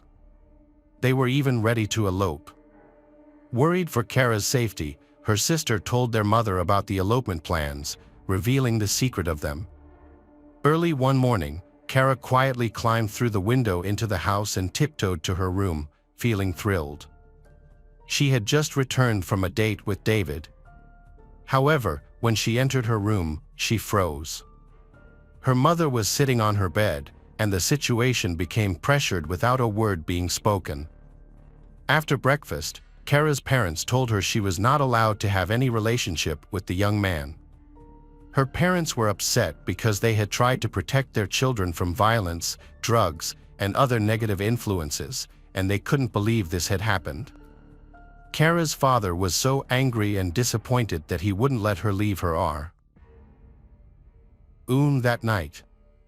However, Kara spent the night at David's house instead. At 5:30 a.m., David dropped her off near her home. They had agreed that Kara would text him as soon as she safely returned to her room. But the message never came. David called her home several times and sent a few messages on social media. An hour later, Kara told him she had been caught and asked him to come over so her parents could talk to him. David arrived on time for the meeting. The conversation started with Kara's father expressing strong anger and forbidding David from seeing his daughter. Kara's parents held very conservative values and were firmly against her having relationships at such a young age. The father's heart was unmoved by David's words of love. He warned David that if he saw him with Kara again, he would report him to the police for being involved with a minor. Despite the long and emotional discussion, it ended without resolution. Kara was locked in her room once more, and David left empty. Indeed. He got into his old car and drove away, crying for the first time over a girl, or perhaps because he felt he wasn't taken seriously. The separation was very difficult. The lovers struggled with being apart and couldn't handle it, so they decided to deceive everyone. They pretended to break up to meet Kara's father's demands but continued their secret love affair. In public or at church, they acted like ex-lovers and didn't even acknowledge each other. Kara's parents felt reassured, believing they had safeguarded their daughter from a rash decision.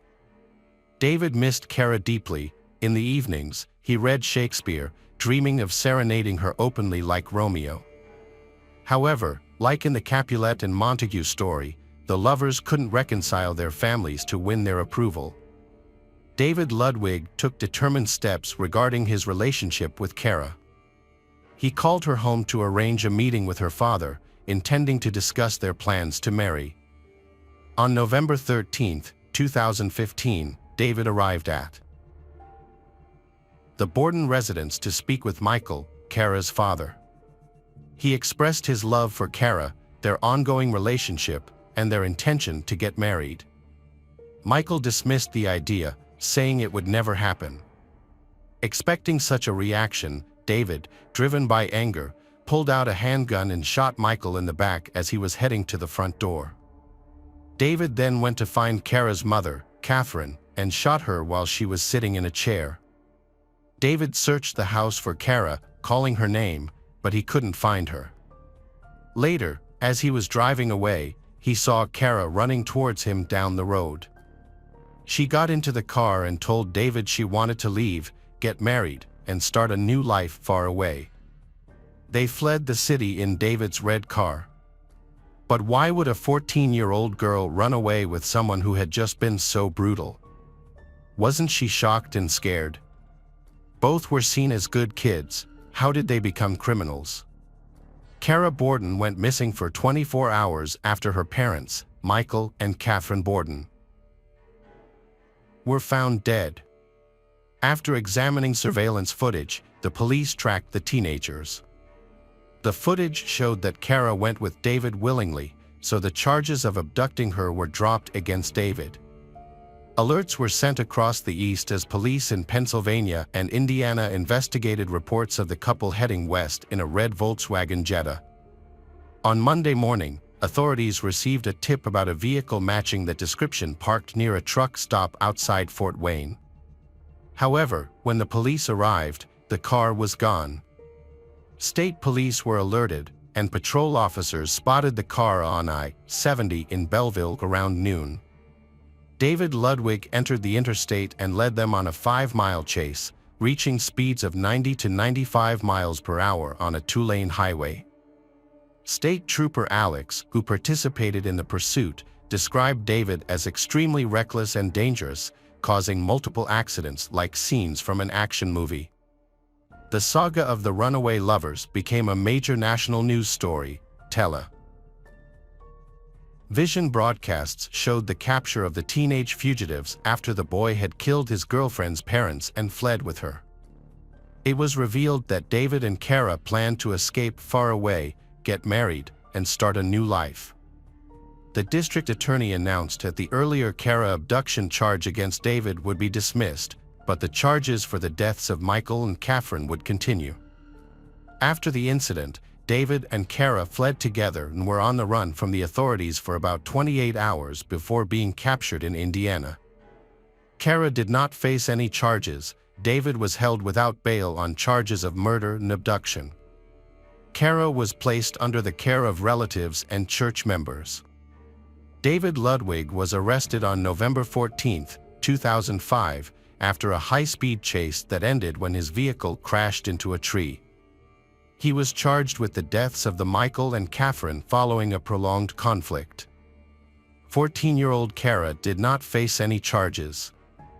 On November 16, David was extradited back to Pennsylvania after waiving extradition. David confessed to 2 counts of intentional harm, stating that it was a deliberate act and that he intended to shoot them if they got in their way, which he did. During the young man's arrest, the police searched his vehicle and found no weapons. However, when they went to David's home, they discovered 54 firearms belonging to his father, a hunter who had taught David how to use them. In an 18-minute video from a laptop found in the house, David is seen discussing a plan to invade another family's home. The video also shows him bringing weapons into the house. According to court documents, finally he decided not to go through with the plan because there were too many cars at the location. The police declared Kara Bordon a victim in the case, yet David filed court documents claiming that surveillance footage from various stores along their route would prove she was not abducted. David did not resist efforts to return him to Pennsylvania. A Pennsylvania judge ordered him held without bail. He was not represented by an attorney during the charge presentation. A preliminary hearing was set for November 23. The trial of David was brief. According to court documents, Kara's 13-year-old sister, Caitlin, told investigators that her parents were shot after arguing with David for about an hour. Caitlin saw David shoot her father and then ran to the bathroom, where she heard a second shot, presumably the one that took her mother's life. David then ran through the house calling for Kara. She told investigators that the couple's 9-year-old son, Daniel, ran to neighbors who called 911, reporting the tragic event. In June 2006, David entered a plea agreement with District Attorney Donald R. Totaro, who had sought the death penalty as punishment. David pleaded guilty to 2 counts of first-degree perpetrating, among other charges, and was immediately sentenced to 2 consecutive life-in-prison sentences. He was also ordered to pay $125,000 in restitution. Since 2006, Kara has been under guardianship represented by legal counsel. In a written statement published on November 22, 2005, the abduction charge against David was dropped, with the court concluding that Kara left with David of her own free will. David's lawyer reportedly stated that Kara voluntarily accompanied David during their journey through 3 states, and surveillance recordings showed that Kara had ample opportunity to escape. Kara admitted that she ran after David as he left her house. She simply wished to marry her beloved David. Kara has been identified as a victim in this tragic situation, and thus the District Attorney of Lancaster County did not levy any criminal charges against her. Her actions alongside David's during the investigation and the digital trail of emails, blogs, and texts they left behind contributed to this decision. At a solemn memorial service held at Lancaster Bible College, Kara, amidst her siblings, mourned her pair. NTS. The Bordon family's neighborhood showed its respect and remembrance by adorning mailboxes with white ribbons. The loss left 5 children without the guidance and love of their parents. George Landis, an elder from the Monterey Chapel, reflected on the incident by saying that the purpose behind such loss is known only to God, reassuring that Michael and Catherine are in a better place. Vera Zimmerman, 50, familiar with the Bordon family and David's mother for 7 years, remarked on the upbringing of the children, pointing out that a lapse in judgment led to the unfortunate events. David's appeal for release was finally denied by the state appeals court, as reported by the Lancaster County District Attorney's Office after his sentencing on June 20th. David underwent several evaluations at Camp Hill before being transferred to a state prison in Indiana County, where he began serving his life sentence for the murder of his girlfriend's parents. The tragic case of the Bordon family serves as a haunting reminder of how seemingly innocent relationships can spiral into devastating consequences. What began as a story of young love evolved into a dark tale of rebellion, betrayal, and violence, leaving an entire family shattered and 2 lives forever altered.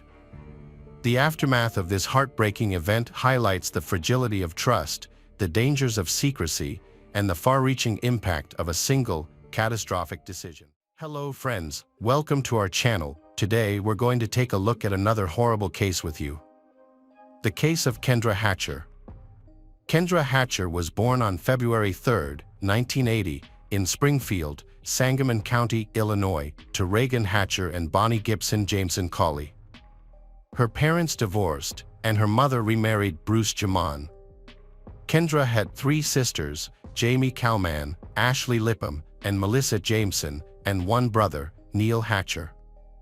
She grew up in Pleasant Plains and pursued her studies in dentistry there. Following her divorce in 2010, she relocated to Dallas and started working at Smile Zone Dental Studio. Kendra, who had a strong Christian faith, aimed to use her dental skills to help others. The clinic, for instance, offered free services to disadvantaged children. In her free time, Kendra taught Bible studies and took part in volunteer programs, which involved building churches abroad and offering free dental care to children in Ecuador. Her career quickly took off, and her solo life thrived. On May 24, 2015, Kendra started dating Dr. Ricardo Paniagua. They met through a dating app, and from their first date, they became inseparable. Both shared similar values and interests and wanted the same things in life. Ricardo was completing his dermatology residency at the University of Texas Southwestern Medical Center. Despite having been in a relationship for just a few months, he and his girlfriend were already talking about getting married. Unfortunately, a tragic incident in a parking lot claimed her life, ending all their future plans. Investigators who arrived at the massacre site assessed the crime scene and initially suggested a robbery, as Kendra's purse and some valuables were missing. Beside her body, they discovered bullet fragments and a gun magazine. However, evidence from the shooting shifted the focus away from robbery. Kendra was shot twice. 1 bullet hit her back and another struck her head. The entry wound was at the top of her head, exciting through the chin, suggesting that Kendra had her hands raised behind her head when she was shot.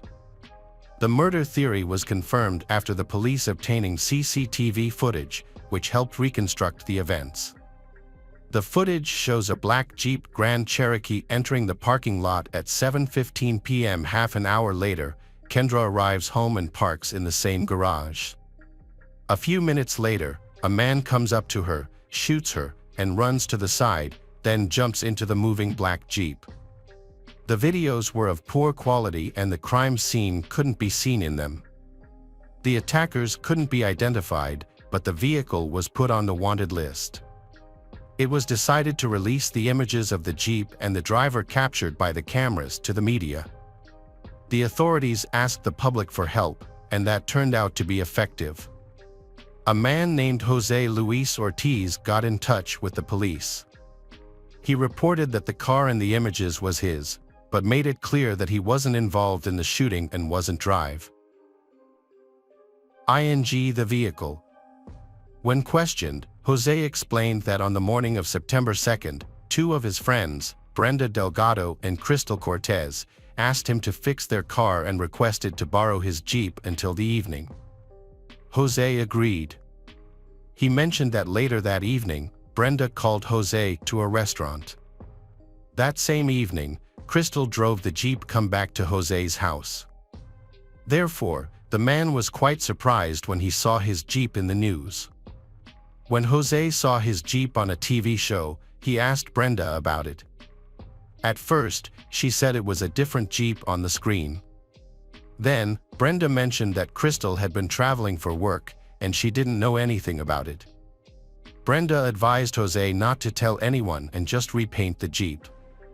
Brenda agreed to pay for the Jeep to be painted. Meanwhile, Jose was waiting for a decision on his U.S. citizenship and wanted to avoid any issues with the police. He understood that Brenda had tricked him, so he went back to the police department to testify. He police monitored all the Jeep's movements that day and identified the two young women whom Jose had mentioned. Brenda Delgado was the first person investigators questioned. She claimed she didn't know Kendra and had never seen her before. When asked about her whereabouts on September 2nd at 7:42 p.m., Brenda provided an alibi, stating that she was at a restaurant with Jose and even presented receipts for the dinner. This raised questions about why someone would keep dinner receipts for so long. Eventually, with detailed investigation, the concealed truth behind the crime was uncovered. The central figure in the investigation was Brenda. She was born into a modest family, Luis and Maria Alado, who immigrated to Dallas from Mexico. Her father worked in a factory. They settled in a low-income neighborhood in southeast Dallas, where Luis found a job in construction, and Maria worked at the U.S. Post Office and cleaned houses. Brenda was their second child and only daughter. She was an excellent student, well-liked by her teachers, and worked part-time at a flower shop and as a waitress. Brenda was very ambitious and dreamed of attending medical school, but unfortunately, her parents couldn't afford the high tuition fees. After graduating from Skyline High School in 2000, she continued to live with her parents while dreaming of a prosperous and beautiful life. To achieve her goals, Brenda worked diligently. She was employed as a dental assistant and also worked at a department in North Park Center.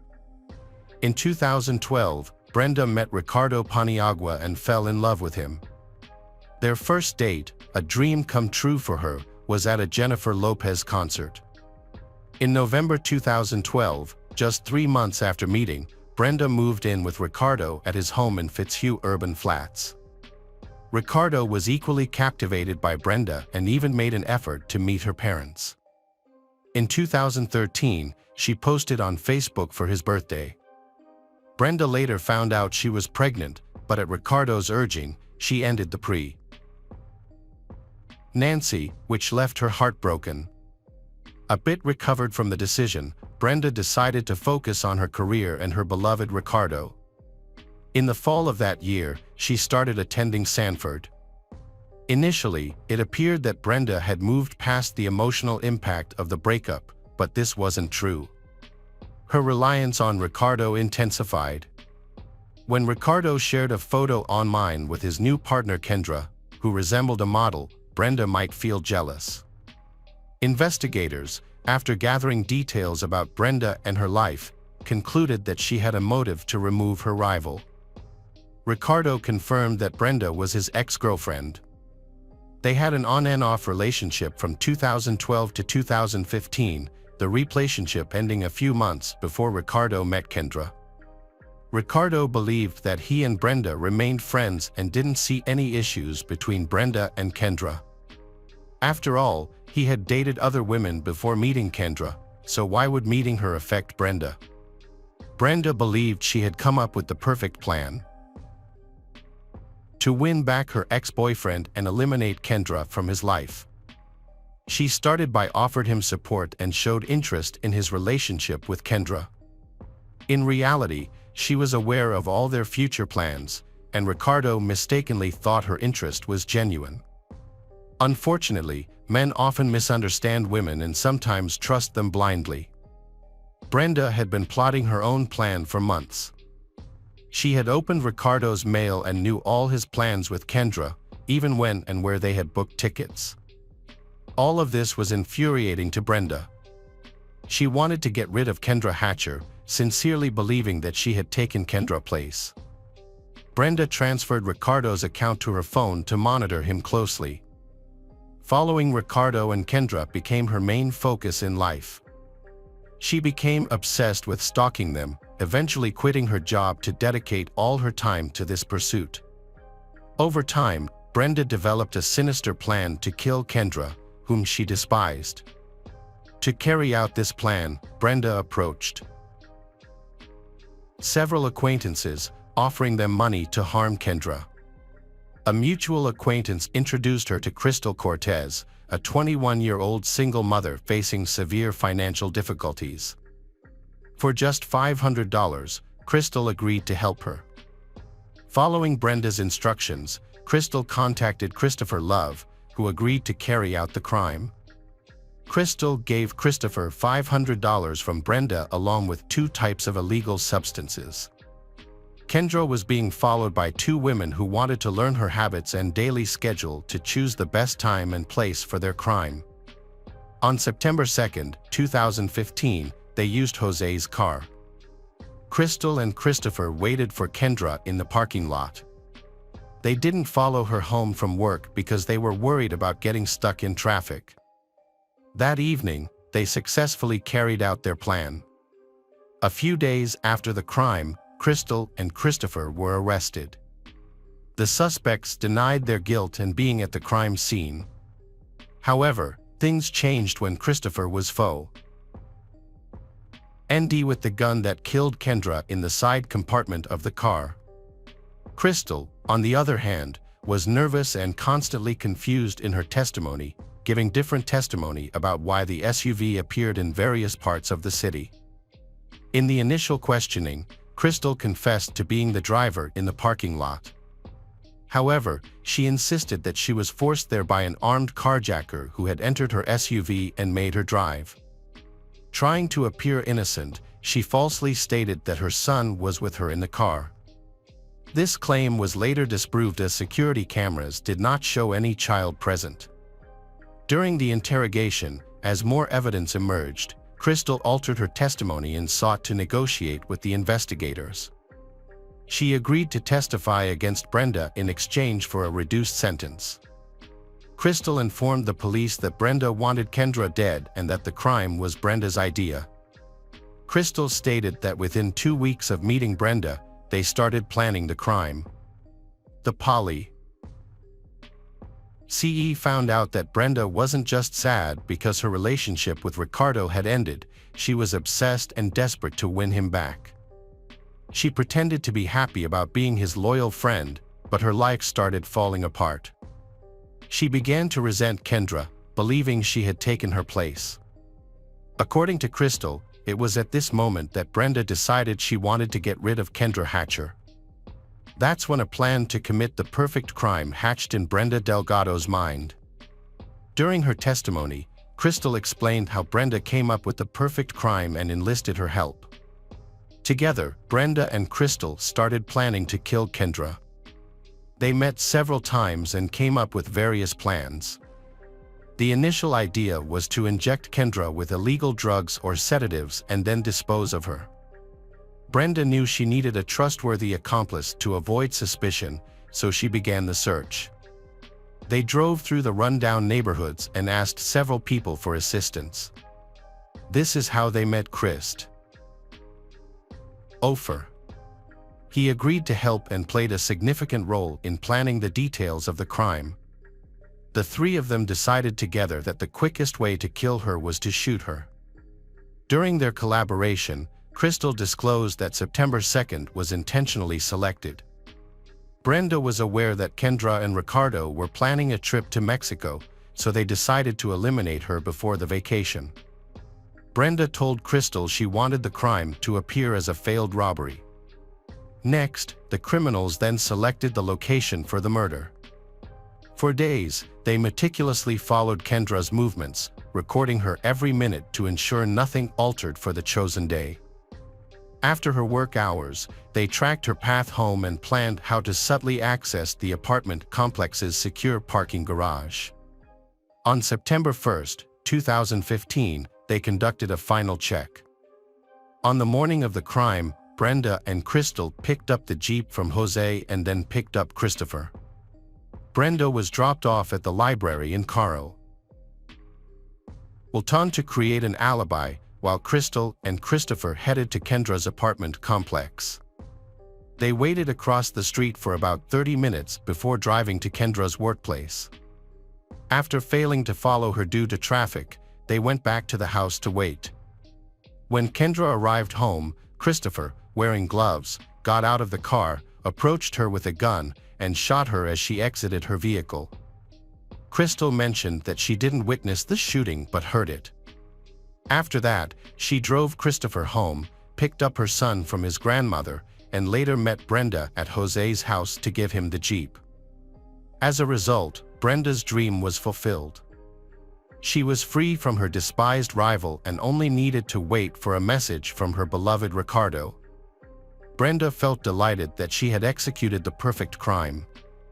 Crystal's honest confession and testimony against Brenda clearly proved Brenda's guilt, leading to a swift issuance of an arrest warrant.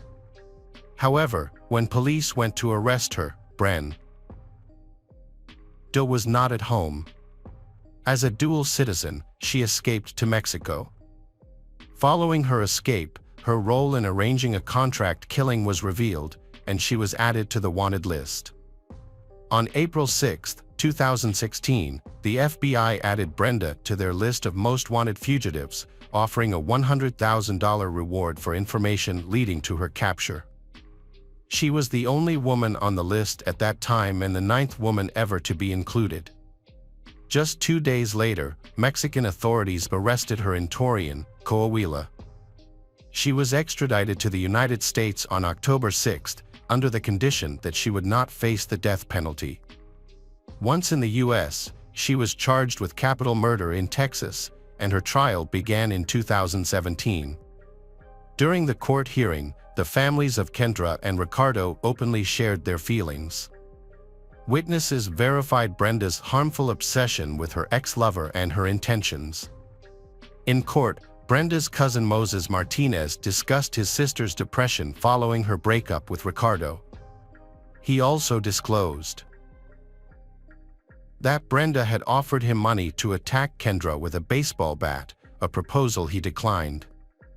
At the trial, Jennifer Escobar, Brenda's friend, testified that Brenda was obsessed with Ricardo. She recounted that Brenda would read all his emails and track his movements through his phone. Jennifer informed the jury that Brenda had a copy of his house key and access to his bank accounts.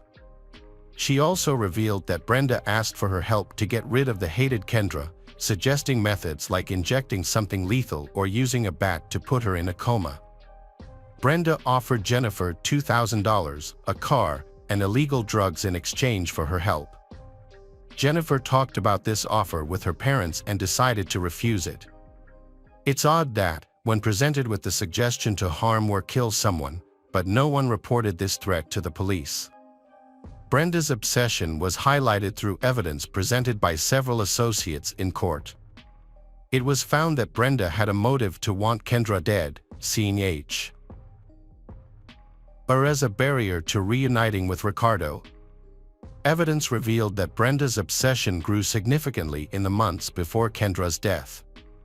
During the hearing, an ATM withdrawal receipt for $500 was presented, which Brenda gave to Crystal as payment for her involvement. Christopher received a cash payment of $600. Cell phone records showed that Brenda, Crystal, and Christopher were together before the crime. Moreover, there were over 99 calls recorded between Brenda and Crystal from August 22 to September 4, demonstrating their constant communication to plan the murder of Kendra. The defendant's attorney attempted to place most of the blame on the actual perpetrators, but this strategy was unsuccessful. The defense claimed that Brenda was not present at the crime scene, offering an alibi and receipts showing she was at a restaurant when the crime occurred. Although Brenda did not plead guilty, the jury disagreed with her defense. Brenda was found guilty of murdering Kendra, and she was sentenced to life in prison without the possibility of parole after just 30 minutes of deliberation. Christopher, who directly committed the murder, admitted his guilt and was sentenced to death. Crystal cooperated with the investigation and pleaded guilty, which resulted in her receiving a 35-year prison sentence with the possibility of parole. Kendra Hatcher's family expressed satisfaction with the court's decision and quietly left the courtroom after the verdict. On the other hand, the Delgado family never believed Brenda could be involved, as they knew her as a loving daughter and a woman with solid family values and Christian principles. In conclusion, the tragic case of Kendra Hatcher underscores the devastating consequences of unchecked jealousy and obsession. Brenda Delgado's relentless pursuit to reclaim her past love led to a senseless crime that ended a life full of promise. The investigation revealed the intricate and disturbing lengths to which Brenda went to orchestrate Kendra's murder, revealing a dark side that was hidden beneath a facade of normalcy. The verdict delivered justice for Kendra and her family, but it also serves as a stark reminder of the profound impact that personal vendettas can have when they spiral out of control. Hello friends, welcome to our channel. Today we're going to take a look at another horrible case with you.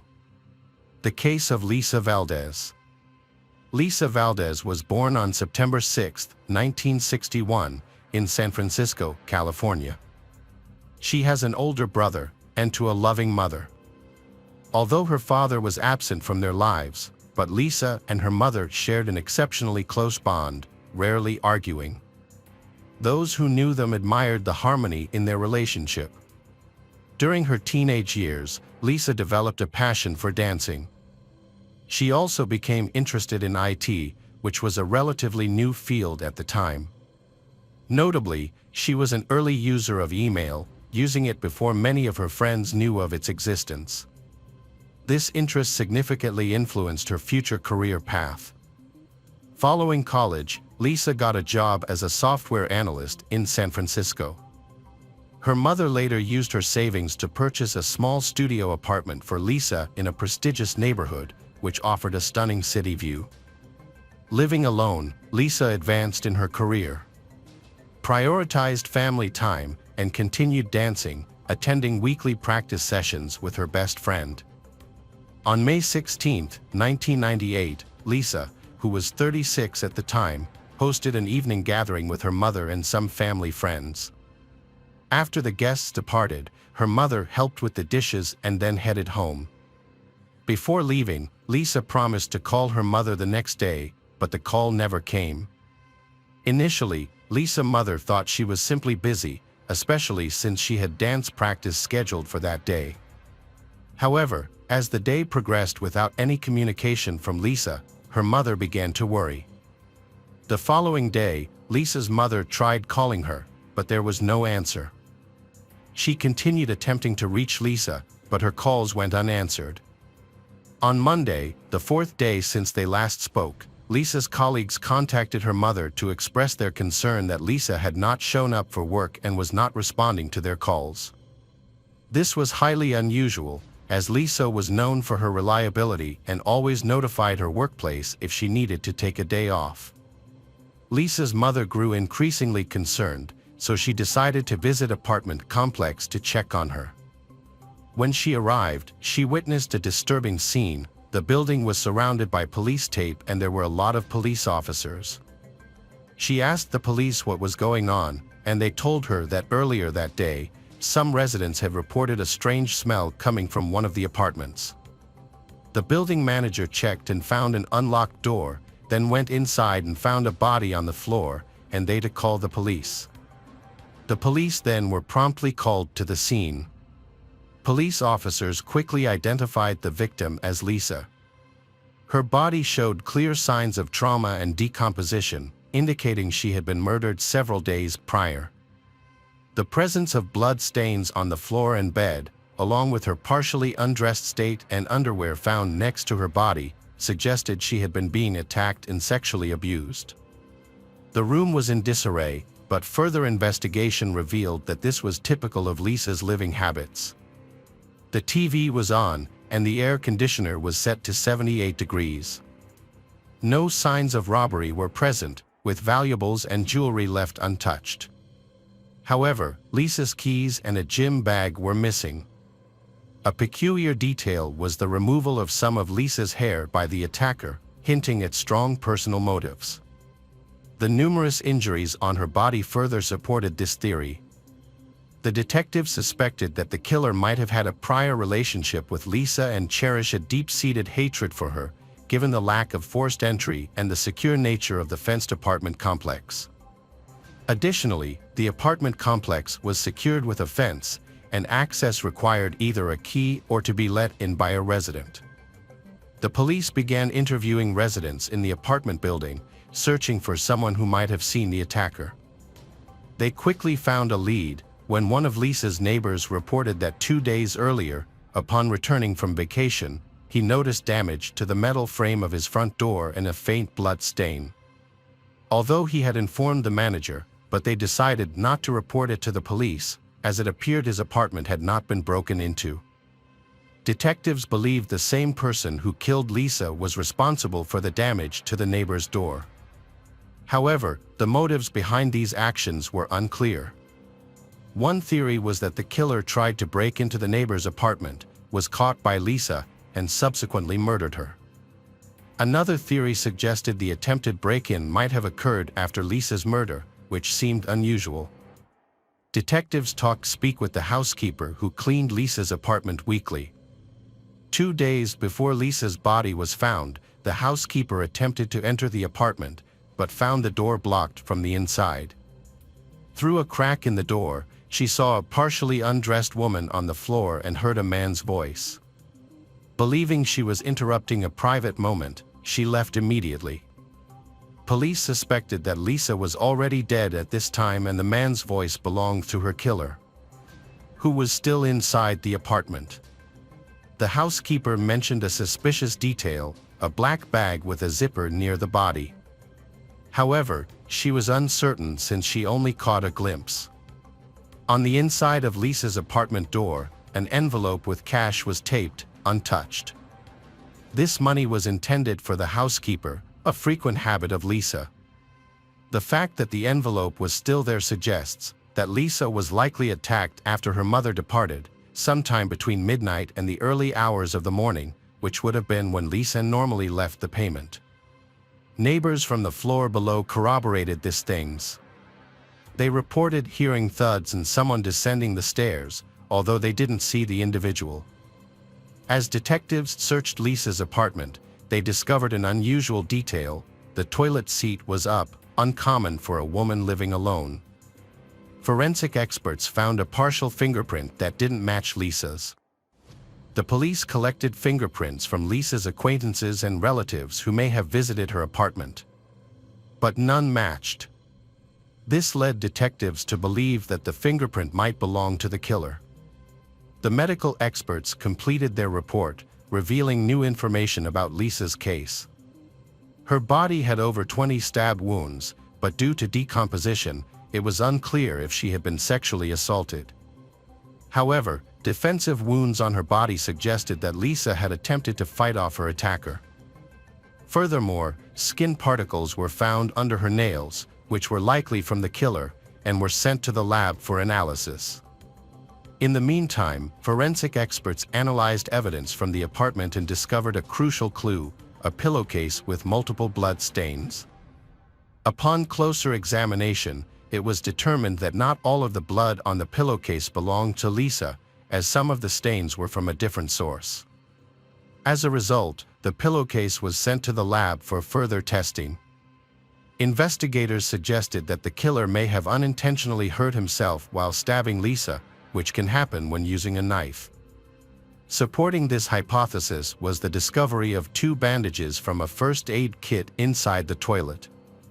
The killer might have used these to stop his bleeding and potentially left fingerprints on the toilet seat when disposing of the bandages. DNA analysis revealed that the blood on the pillowcase came from an unknown male not listed in the FBI database. This man's DNA also matched skin particles under Lisa's nails and a blood stain on her pillowcase. Despite no matches in the DNA database, detectives obtained the killer's DNA profile. They then compared it to DNA samples from suspects in their system who had committed crimes in Lisa's area and closely examined her acquaintances. Lisa's mother shared information about Lisa's relationship with a man named Albert Ketto, stating they had plans for a date the day following the murder. However, these plans were canceled by Albert a few days beforehand. When detectives questioned Ketto, they noticed a large cut on his hand, which made them suspect him as the killer. And he might have injured themselves while stabbing Lisa. Despite this, Albert denied any involvement in the murder. The detectives took his fingerprints and DNA samples for comparison, but surprisingly, they did not match the blood on the pillowcase or the skin particles found under Lisa's nails. Investigators continued their search for other suspects by reviewing the messages on Lisa's answering machine from the days leading up to the murder. After making a list of 40 people texting Lisa, they found one message particularly suspicious. Just hours before the murder, while Lisa still had guests at her home, a man called her, but she didn't pick up, he leaving a strange message. "You know how it goes, Tita. Hey Lisa, are you home?" When police played this message for one of Lisa's friends, the friend immediately identified the voice as Albert Robinson, a work colleague of Lisa's. Albert had made his feelings for Lisa known, but she had rejected his advances. Despite this, they remained friendly at work and, with Lisa considering him a friend. During the memorial service for Lisa, something else happened. Albert attended the service and delivered a speech that left everyone perplexed. He asserted that he and Lisa were intensely in love and had plans to get married and start a family. However, Lisa's friends and mother disputed Albert's things, stating that they were entirely false. According to them, Lisa had mentioned that Albert had expressed interest in her, but she did not reciprocate his feelings. Lisa's mother also emphasized that Lisa would have confided in her about such significant plans. Albert was questioned by the police and he denied being involved in Lisa's murder. He claimed to love her and said he would never hurt her. However, he refused to give the police his DNA sample and fingerprints, which raised suspicions. As a result, detectives continued to investigate him and look for new evidence. It is possible that Lisa's failure to reciprocate Albert's feelings made him hate her and kill her in revenge. The violent nature of the murder suggested that it was personal, and the fact that the killer cut off some of Lisa's hair and took it with him could be related to Albert's fixation on her. Detectives got a search warrant for Albert's house and found it filled with dozens of Lisa's photos, further evidence of his obsession. Despite this, he continued to deny any involvement in the murder. He voluntarily provided his fingerprints and DNA, which were sent to the lab for analysis. However, the lab results showed no match with the DNA and fingerprints found at the crime scene. As a result, he was cleared as a suspect, and the investigation continued. Years went by with no new leads, and the case remained unsolved. Investigators regularly checked DNA and fingerprint databases, hoping the killer would be caught for another crime, but there were no matches. Police were initially baffled that the perpetrator of such a heinous crime did not appear in any databases, so they doubted it was his first serious offense. Despite ongoing searches over the years, the police couldn't find any matches. Lisa's mother made multiple television appearances, pleading for anyone with information to come forward, yet detectives remained without new leads. In 2010, detectives discovered the FBI had begun utilizing a new DNA technology to identify suspects by comparing their DNA samples with those in the database to find relatives. This method, unlike genetic genealogy which emerged later, was only effective for locating close relatives, such as a father or brother. With no other leads, police requested a comparison in 2011 and waited. On September 2nd, lead detective Ive received a call from the FBI. They said that when the experts retested the DNA sample, they got a perfect match. The DNA from blood and skin particles under her nails matched a 52-year-old man named Anthony Hughes, who had recently been added to the FBI database. Anthony had a lengthy criminal record that went back decades, but previously, his crimes didn't qualify for his DNA to be included in the FBI database. However, due to updates in legislation, it became mandatory for individuals convicted of crimes in California to provide DNA samples, irrespective of how minor the offense was. Anthony's DNA sample was added to the database following his arrest for a minor shoplifting offense. In addition to his DNA, his fingerprints were also entered into the database, and they were found to match a fingerprint discovered on Lisa's toilet seat. Specialists were even able to pinpoint which specific finger left the print with relative ease. Before arresting Anthony, detectives searched for more evidence linking him to the crime. They stumbled upon a new clue. 13 years prior, police had reviewed messages left on Lisa's answering machine, but only those received before her murder. Now, after all these years, detectives found that Anthony had left a message for Lisa just a day after her death. The message itself was unremarkable and didn't raise suspicions. However, if the police had investigated Anthony at that time, they won't just find out his dense criminal history but also another important piece of information. Upon reviewing Lisa's belongings, detectives discovered Anthony's phone number in her address book, which confirmed that Lisa and Anthony knew each other. Further investigation, including conversations with Lisa's friends, revealed that Lisa and Anthony had dated briefly in high school. With this new information, detectives felt they had sufficient grounds to question Anthony. However, since he didn't have a fixed address at the time, they decided to approach him cautiously to prevent him from fleeing. When they arrested him, they initially told him that he was being investigated in connection with a series of robberies in San Francisco. Anthony surrendered without resistance. During the interrogation, detectives initially asked Anthony about the robberies. They then inquired about his relationship with Lisa. Initially, Anthony denied knowing Lisa, but when shown her photo, he acknowledged that they had known each other in high school. He also claimed that he hadn't seen her since the late 1980s. Detectives spent several hours questioning Anthony about his relationship with Lisa and whether he had seen her recently. When investigators confronted Anthony about the DNA evidence found in Lisa's apartment from 1998, his response was unexpected. He burst into tears and requested a pen and paper, seemingly prepared to confess. However, instead of writing a confession, he began hitting himself with the pen. Authorities had to restrain him as he continued crying and shouting, claiming he was being framed for a crime he didn't commit. Following this, Anthony was charged with Lisa's murder, and her family was informed that her killer had finally been caught. The trial was delayed by 4 years. Then, when it began, Anthony appeared confident, even smirking. However, later he began displaying religious symbols, such as carrying a Bible and wearing a cross. Detectives believed this was a tactic to sway the jury. Anthony's lawyer argued that he was physically incapable of committing the crime. A medical condition, diagnosed 5 years prior, had weakened his muscles, making it extremely difficult to perform repetitive movements. The lawyer argued that given this condition, Anthony could not have inflicted the more than 20 stab wounds found on Lisa. According to the medical report that year, Anthony's health condition was recovered well at the time of the murder.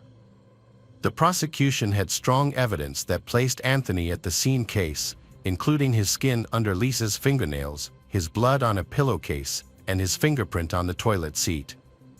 However, regardless of the evidence against him, Anthony consistently denied having seen Lisa since the late 80s. The prosecution presented a theory that Anthony had gone to Lisa's home, attempted to initiate intimate contact with she, and when she rejected, he brutally murdered her. After the crime, he cut off a piece of her hair and took it with him as he fled. Anthony Hughes was ultimately given a life sentence with the possibility of parole after 16 years. In 2031, when he will be 72 years old.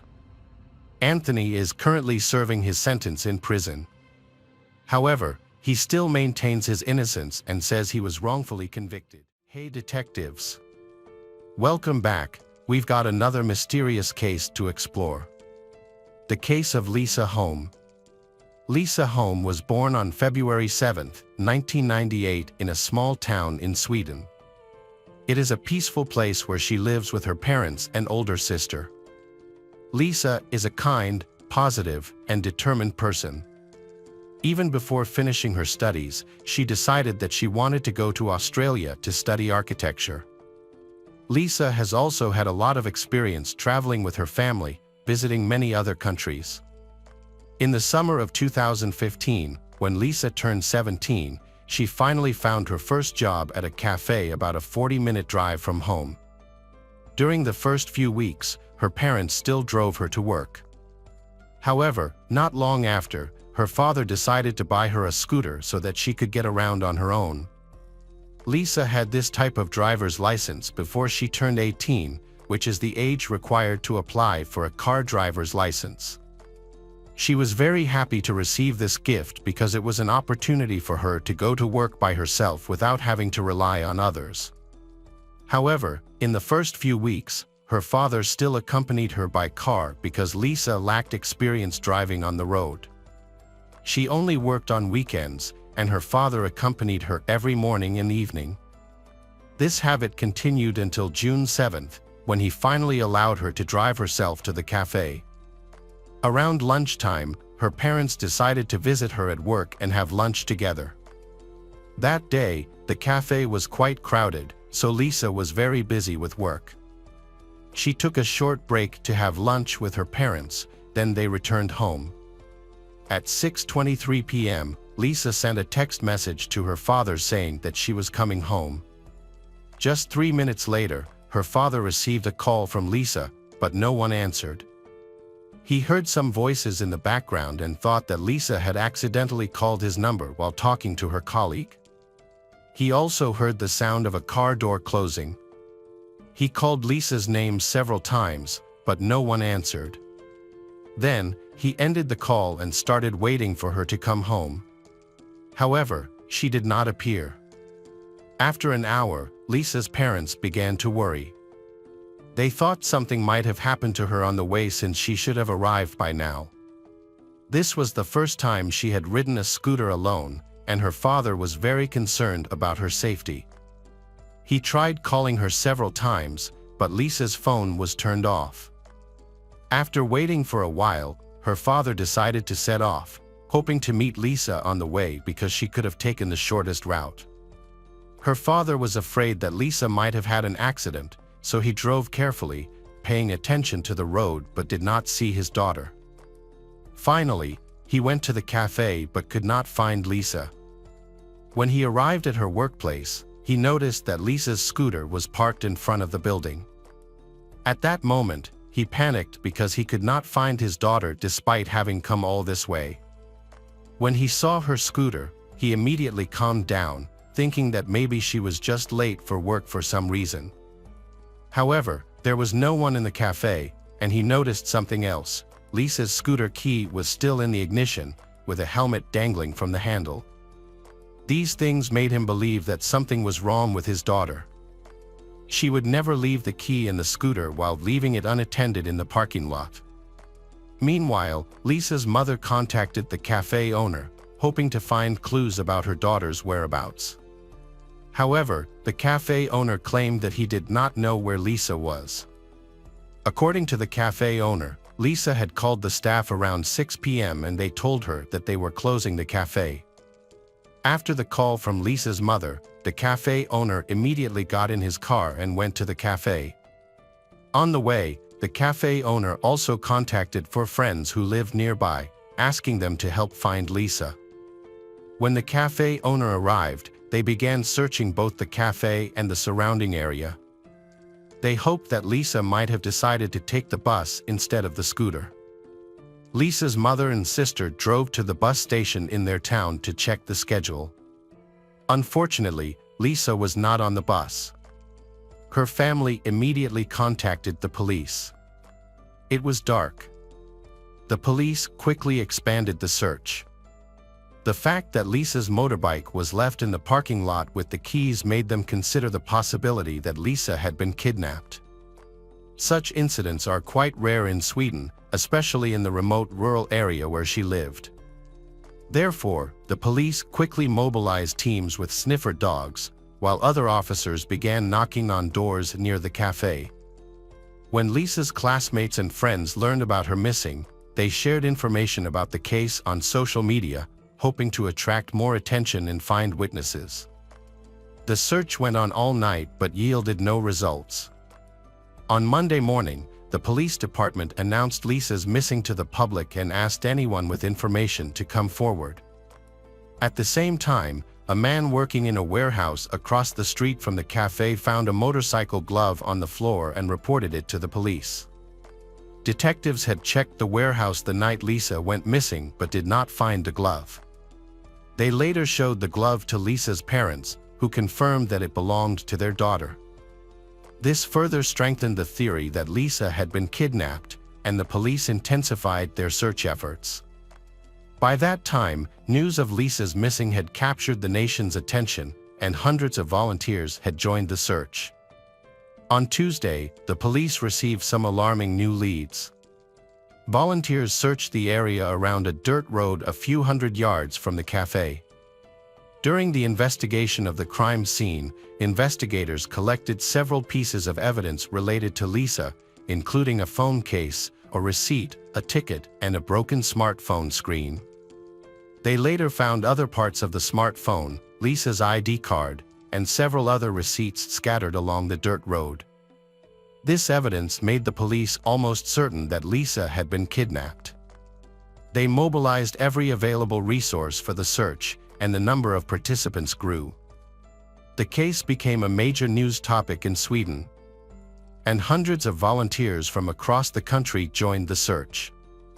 A local missing persons organization also joined the effort. The scale of the search for Lisa became the largest in the country's modern history, with more than 1,000 people involved in total. The police received numerous calls from people with information about Lisa's missing. One woman reported that before Lisa went missing, she had gone jogging. While she was jogging, a man standing next to his car stopped her and asked for directions to a city she had never heard of. He spoke to her in English. She tried to give him directions using Google Maps, but he asked her to get in his car and show him the way using his navigation device. The woman found this request suspicious, so she refused and continued walking. She also told the police that she believed she had seen the man among the workers repairing a warehouse across from the cafe. Lisa's co-workers shared a testimony with the police.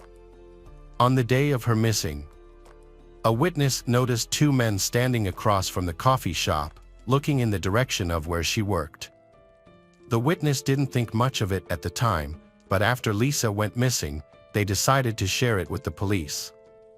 The next day, Wednesday, Lisa's father and some friends searched the dirt road where her belongings had been found the day before. When they went a little further, they found Lisa's driver's license and house keys.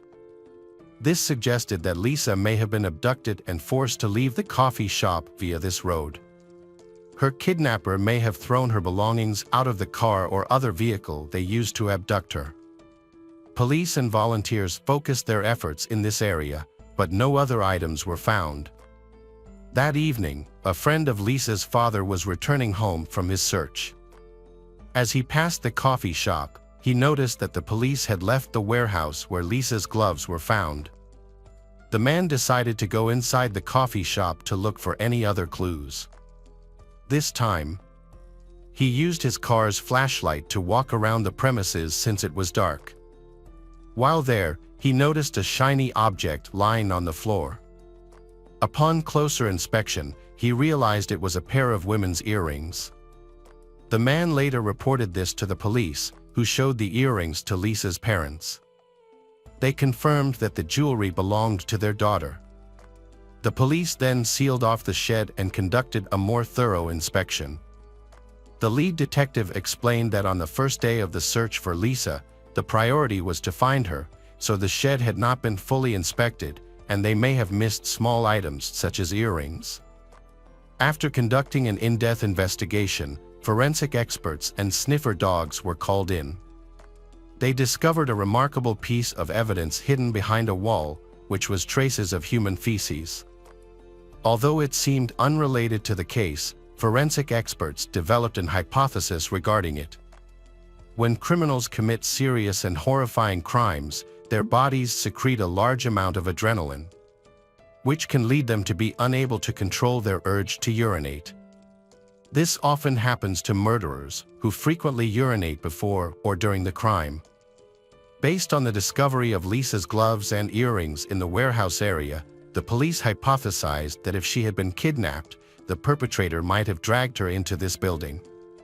Therefore, detectives did not rule out the possibility that the kidnapper may have consumed a large amount of adrenaline, leading to an inability to control himself and necessitating urination at the scene. Consequently, fecal samples were taken and sent for DNA analysis. On Friday, the search area was expanded, and volunteers went to a farm about 3.2 kilometers from the cafe. This farm complex consisted of large buildings where many people worked. The search team decided to check the entire area. However, after they arrived, two men appeared at the farm. They spoke no Swedish and only communicated in English. One of them claimed that the police had come to the farm to check on them. But the leader of the search party did not believe him, as he thought he would be notified if it were true. So he decided to continue searching. The two men walked around the farm, observing for a while before driving away. After about an hour, the search team discovered a pile of branches behind the cowshed. Upon closer inspection, they found a motorcycle helmet, jacket, and headphones. Police quickly arrived on the scene and confirmed that these items belonged to Lisa. They then sent forensic experts to the farm to conduct a more thorough investigation. The detectives heard stories about two strange men who tried to stop volunteers from checking the farm. The police also recalled a report about a woman who had encountered a man acting suspiciously while jogging and who spoke English.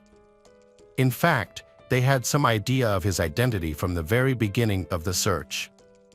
They visited the houses surrounding the cafe. In one of the houses, two Lithuanian brothers lived with the wife of one of them. All three of them spoke no Swedish and communicated only in English. They were the only people within a few miles who did not speak the local language. The police also had other indirect reasons to suspect them. The brothers worked at the warehouse across the street from the cafe and at the farm where Lisa's helmet was found. They were familiar with these locations and the road leading to their house. Since there were no other suspects, the police decided to question all three of them. Forensic experts, along with volunteers, went to the farm to continue the investigation. They noticed an old trailer, surrounded by tall grass, that looked like it hadn't been used in years. However, the grass around the door was flattened, indicating that something had been there recently. In addition, the grass under the door was also matted down, indicating that the door had not been opened for a long time. When the forensic experts opened the door, they were immediately hit by a strong stench of decay. Inside the trailer were several wardrobes, most of which had previously been used as changing rooms for workers. All but one were locked, leading experts to suspect that Lisa's body might be in one of them. They began opening each one and eventually discovered Lisa's body in an open cupboard, hidden behind a pile of old clothes and rags. Despite the small size of the cupboard, the perpetrator had managed to squeeze the victim inside. Lisa had been tied up with a rope around her neck and duct tape wrapped around her head. Her pants had been pulled down, and her shirt had been pulled up. Medical experts determined that Lisa had died from strangulation, but no signs of sexual assault were found. All of her clothes were turned over to the lab for testing. As news of the discovery of her body spread rapidly across the country, headlines in Sweden focused on Lisa's abduction. When her body was found and the public learned of her brutal murder, the incident shocked the entire nation. since such crimes are extremely rare in Sweden. Everyone was taken aback that someone could commit such a brutal act. On the same day her body was discovered, something unusual and quite strange happened. A YouTube user came across a video posted 13 days before the murder, titled 13, which had a countdown timer. The most disturbing detail was that the name of the channel that posted the video was Lisa. News of this video quickly spread across the media, leaving many people stunned by the coincidence. Some began to speculate that someone had predicted the murder, but the truth was much simpler. Someone had likely changed the channel name and video title after discovering Lisa's body. This could have been to suggest another conspiracy theory or just a cruel joke. The police are trying their best to quickly find the culprit in this murder. When Lisa's body was discovered, investigators brought in the owners of the farm, Narigis Belavicius, his brother and his brother's wife, for questioning.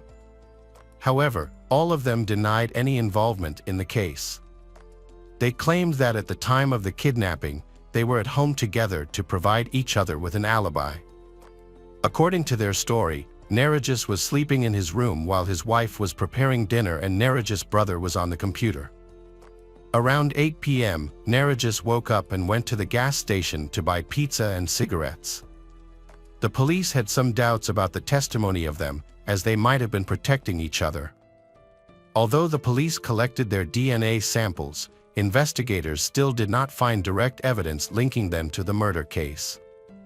Forensic experts worked diligently at relevant locations, such as the barn and the farm, using all available resources and manpower, and their efforts finally paid off. In the barn area, there was a small room resembling an office, with a large window overlooking the cafe. When examining this room, experts discovered 15 different male semen stains on the wall and floor near the window. This suggested that someone had stood there. Observing the cafe staff, including Lisa, the collected semen samples were promptly sent to the laboratory, where experts extracted DNA profiles from these samples. The results of the DNA analysis showed that all 15 semen traces matched the DNA of Narigis. Additionally, fecal samples found in the barn also matched his DNA.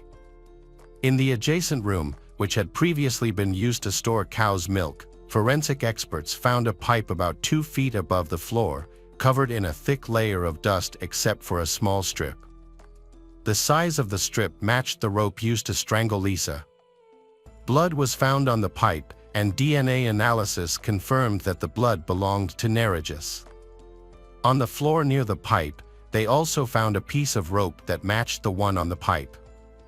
Experts conducted tests and identified 2 DNA samples, Lisa's and Narigis's. This was an important step in the police investigation. They had connected the suspect to the rope used to kill the victim. Additionally, a strand of Lisa's hair was found in the room. Another crucial piece of evidence was Narigis's DNA found on her jacket. Based on this evidence, the police believed that Lisa had been murdered there. Police pieced together a similar sequence of events. Narigis had been observing the cafe for some time, and when Lisa was alone in the parking lot, he approached her. Based on the jogger's account, he may have pretended to ask Lisa for directions to a certain city or used some other tactic to trick her. Narigis may have then lured Lisa into his car to enter a route into the GPS system. Since Lisa was a kind person who always tried to help others, she may have agreed. Once she was in the car, the perpetrator covered her mouth and drove to a secluded place. At the scene, the perpetrator tied a rope around the victim's neck and hung her from a pipe. According to doctors, this action may have excited the perpetrator so much that he experienced an adrenaline rush, causing him to defecate on the spot.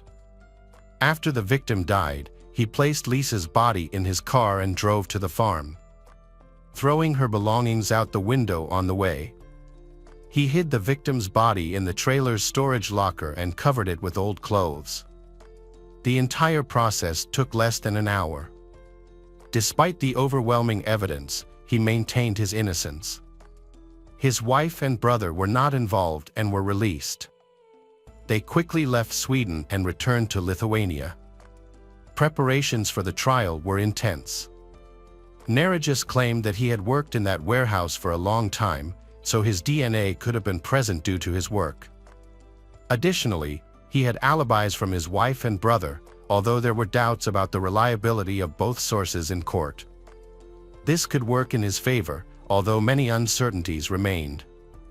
However, the presence of Narigis's DNA on the victim's clothes could only be explained by his direct contact with her on the day of the murder. Furthermore, the police also found a witness who saw Narigis's car near the cafe just before and after Lisa's abduction. According to the witness, the car had traveled several times on the road between the cafe and the farm at a time when Narigis was believed to be asleep at home, according to his brother and his wife. After months of investigation, experts used the most advanced equipment to examine all the collected evidence. They found traces of Narigis's DNA on most of Lisa's clothing, including inside her underwear. With public interest piqued, the investigators continued to search for more clues that could influence the proceedings and strengthen Narigis's connection to the case. They traveled to Lithuania to speak with his wife and his brother again. The woman maintained that he had not left the house between 6 p.m. and 8 p.m., but when his brother was questioned, the detectives quickly obtained the information they wanted. After presenting the man with all the evidence against his brother and the details of what he had done to the 17-year-old girl, the man decided to cooperate with the police. He claimed that Narigis was not home that night, returning only around 7:30 p.m. He looked dirty and immediately washed all his clothes. As the police began questioning all the residents and visiting their homes, Narigis whispered to his brother to tell the police that he had been home during that time. Narigis later explained that he was afraid of being charged with a crime he did not commit, as he was an immigrant and had no alibi at the time of the abduction. The brother truly believed his cousin was innocent, but after hearing all the evidence, he realized that his initial thoughts might have been incorrect.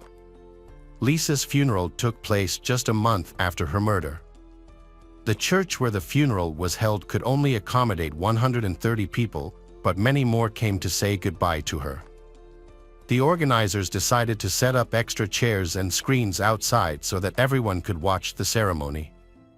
The trial began 4 months after the murder and once again attracted national attention, placing everyone involved under a great deal of pressure. Narigis's lawyer claimed that his client's DNA could have been found on the victim's clothes because he had worked in the barn. However, the prosecutor argued that this explanation did not make sense, especially concerning Lisa's underwear. The only way the suspect's DNA could have ended up there would be if he had touched the victim's underwear. The lawyer was unable to produce any concrete evidence to prove his client's innocence. Instead, he theorized that the real killer was Narigis's brother. According to this theory, the brother took multiple samples of Narigis's DNA and deliberately left them on the victim's body and at the crime scene to confuse the case. But this defense was quickly dismissed.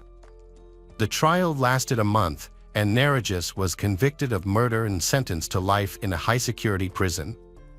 Although in Sweden, this prison offers the same amenities as a 3-star hotel. The lawyer appealed but was rejected. In early 2017, Narigis himself applied to be transferred to a prison in his home country of Lithuania for reasons that remain unclear. Lithuanian prisons are significantly worse than those in Sweden. Yet the court still accepted the defendant's request. After all, providing comfortable conditions of detention cost Swedish taxpayers hundreds of dollars per day per prisoner. That same year, Narigis appealed to the Lithuanian court, and his sentence was reduced from life to 15 years. However, his joy was short-lived. A few weeks later, the court overturned the decision, and Narigis was once again sentenced to life in prison, with no chance of returning to a comfortable cell in Sweden. 5 years later, in August 2022, Narigis was transferred to a prison in Lithuania. While other prisoners were being moved to another ward, one of them attacked and seriously injured Narigis, leading to his death on the way to the hospital. As for the suspect's wife, her involvement in the case has not been completely ruled out. The police stressed that it was almost impossible for her to be directly involved in the kidnapping or murder. If that were the case, experts would have found her DNA on the victim's clothes or belongings. However, it cannot be ruled out that she knew about Narigis's crime and tried to help him escape punishment by providing a false alibi. Narigis's brother also raised questions. Cafe employees reported seeing two men standing near the barn and watching them. Assuming that one of them was Narigis himself, the other man could have been his brother. However, the man's DNA was not found in the barn or on Lisa's clothes, making it unlikely that he was involved in the murder.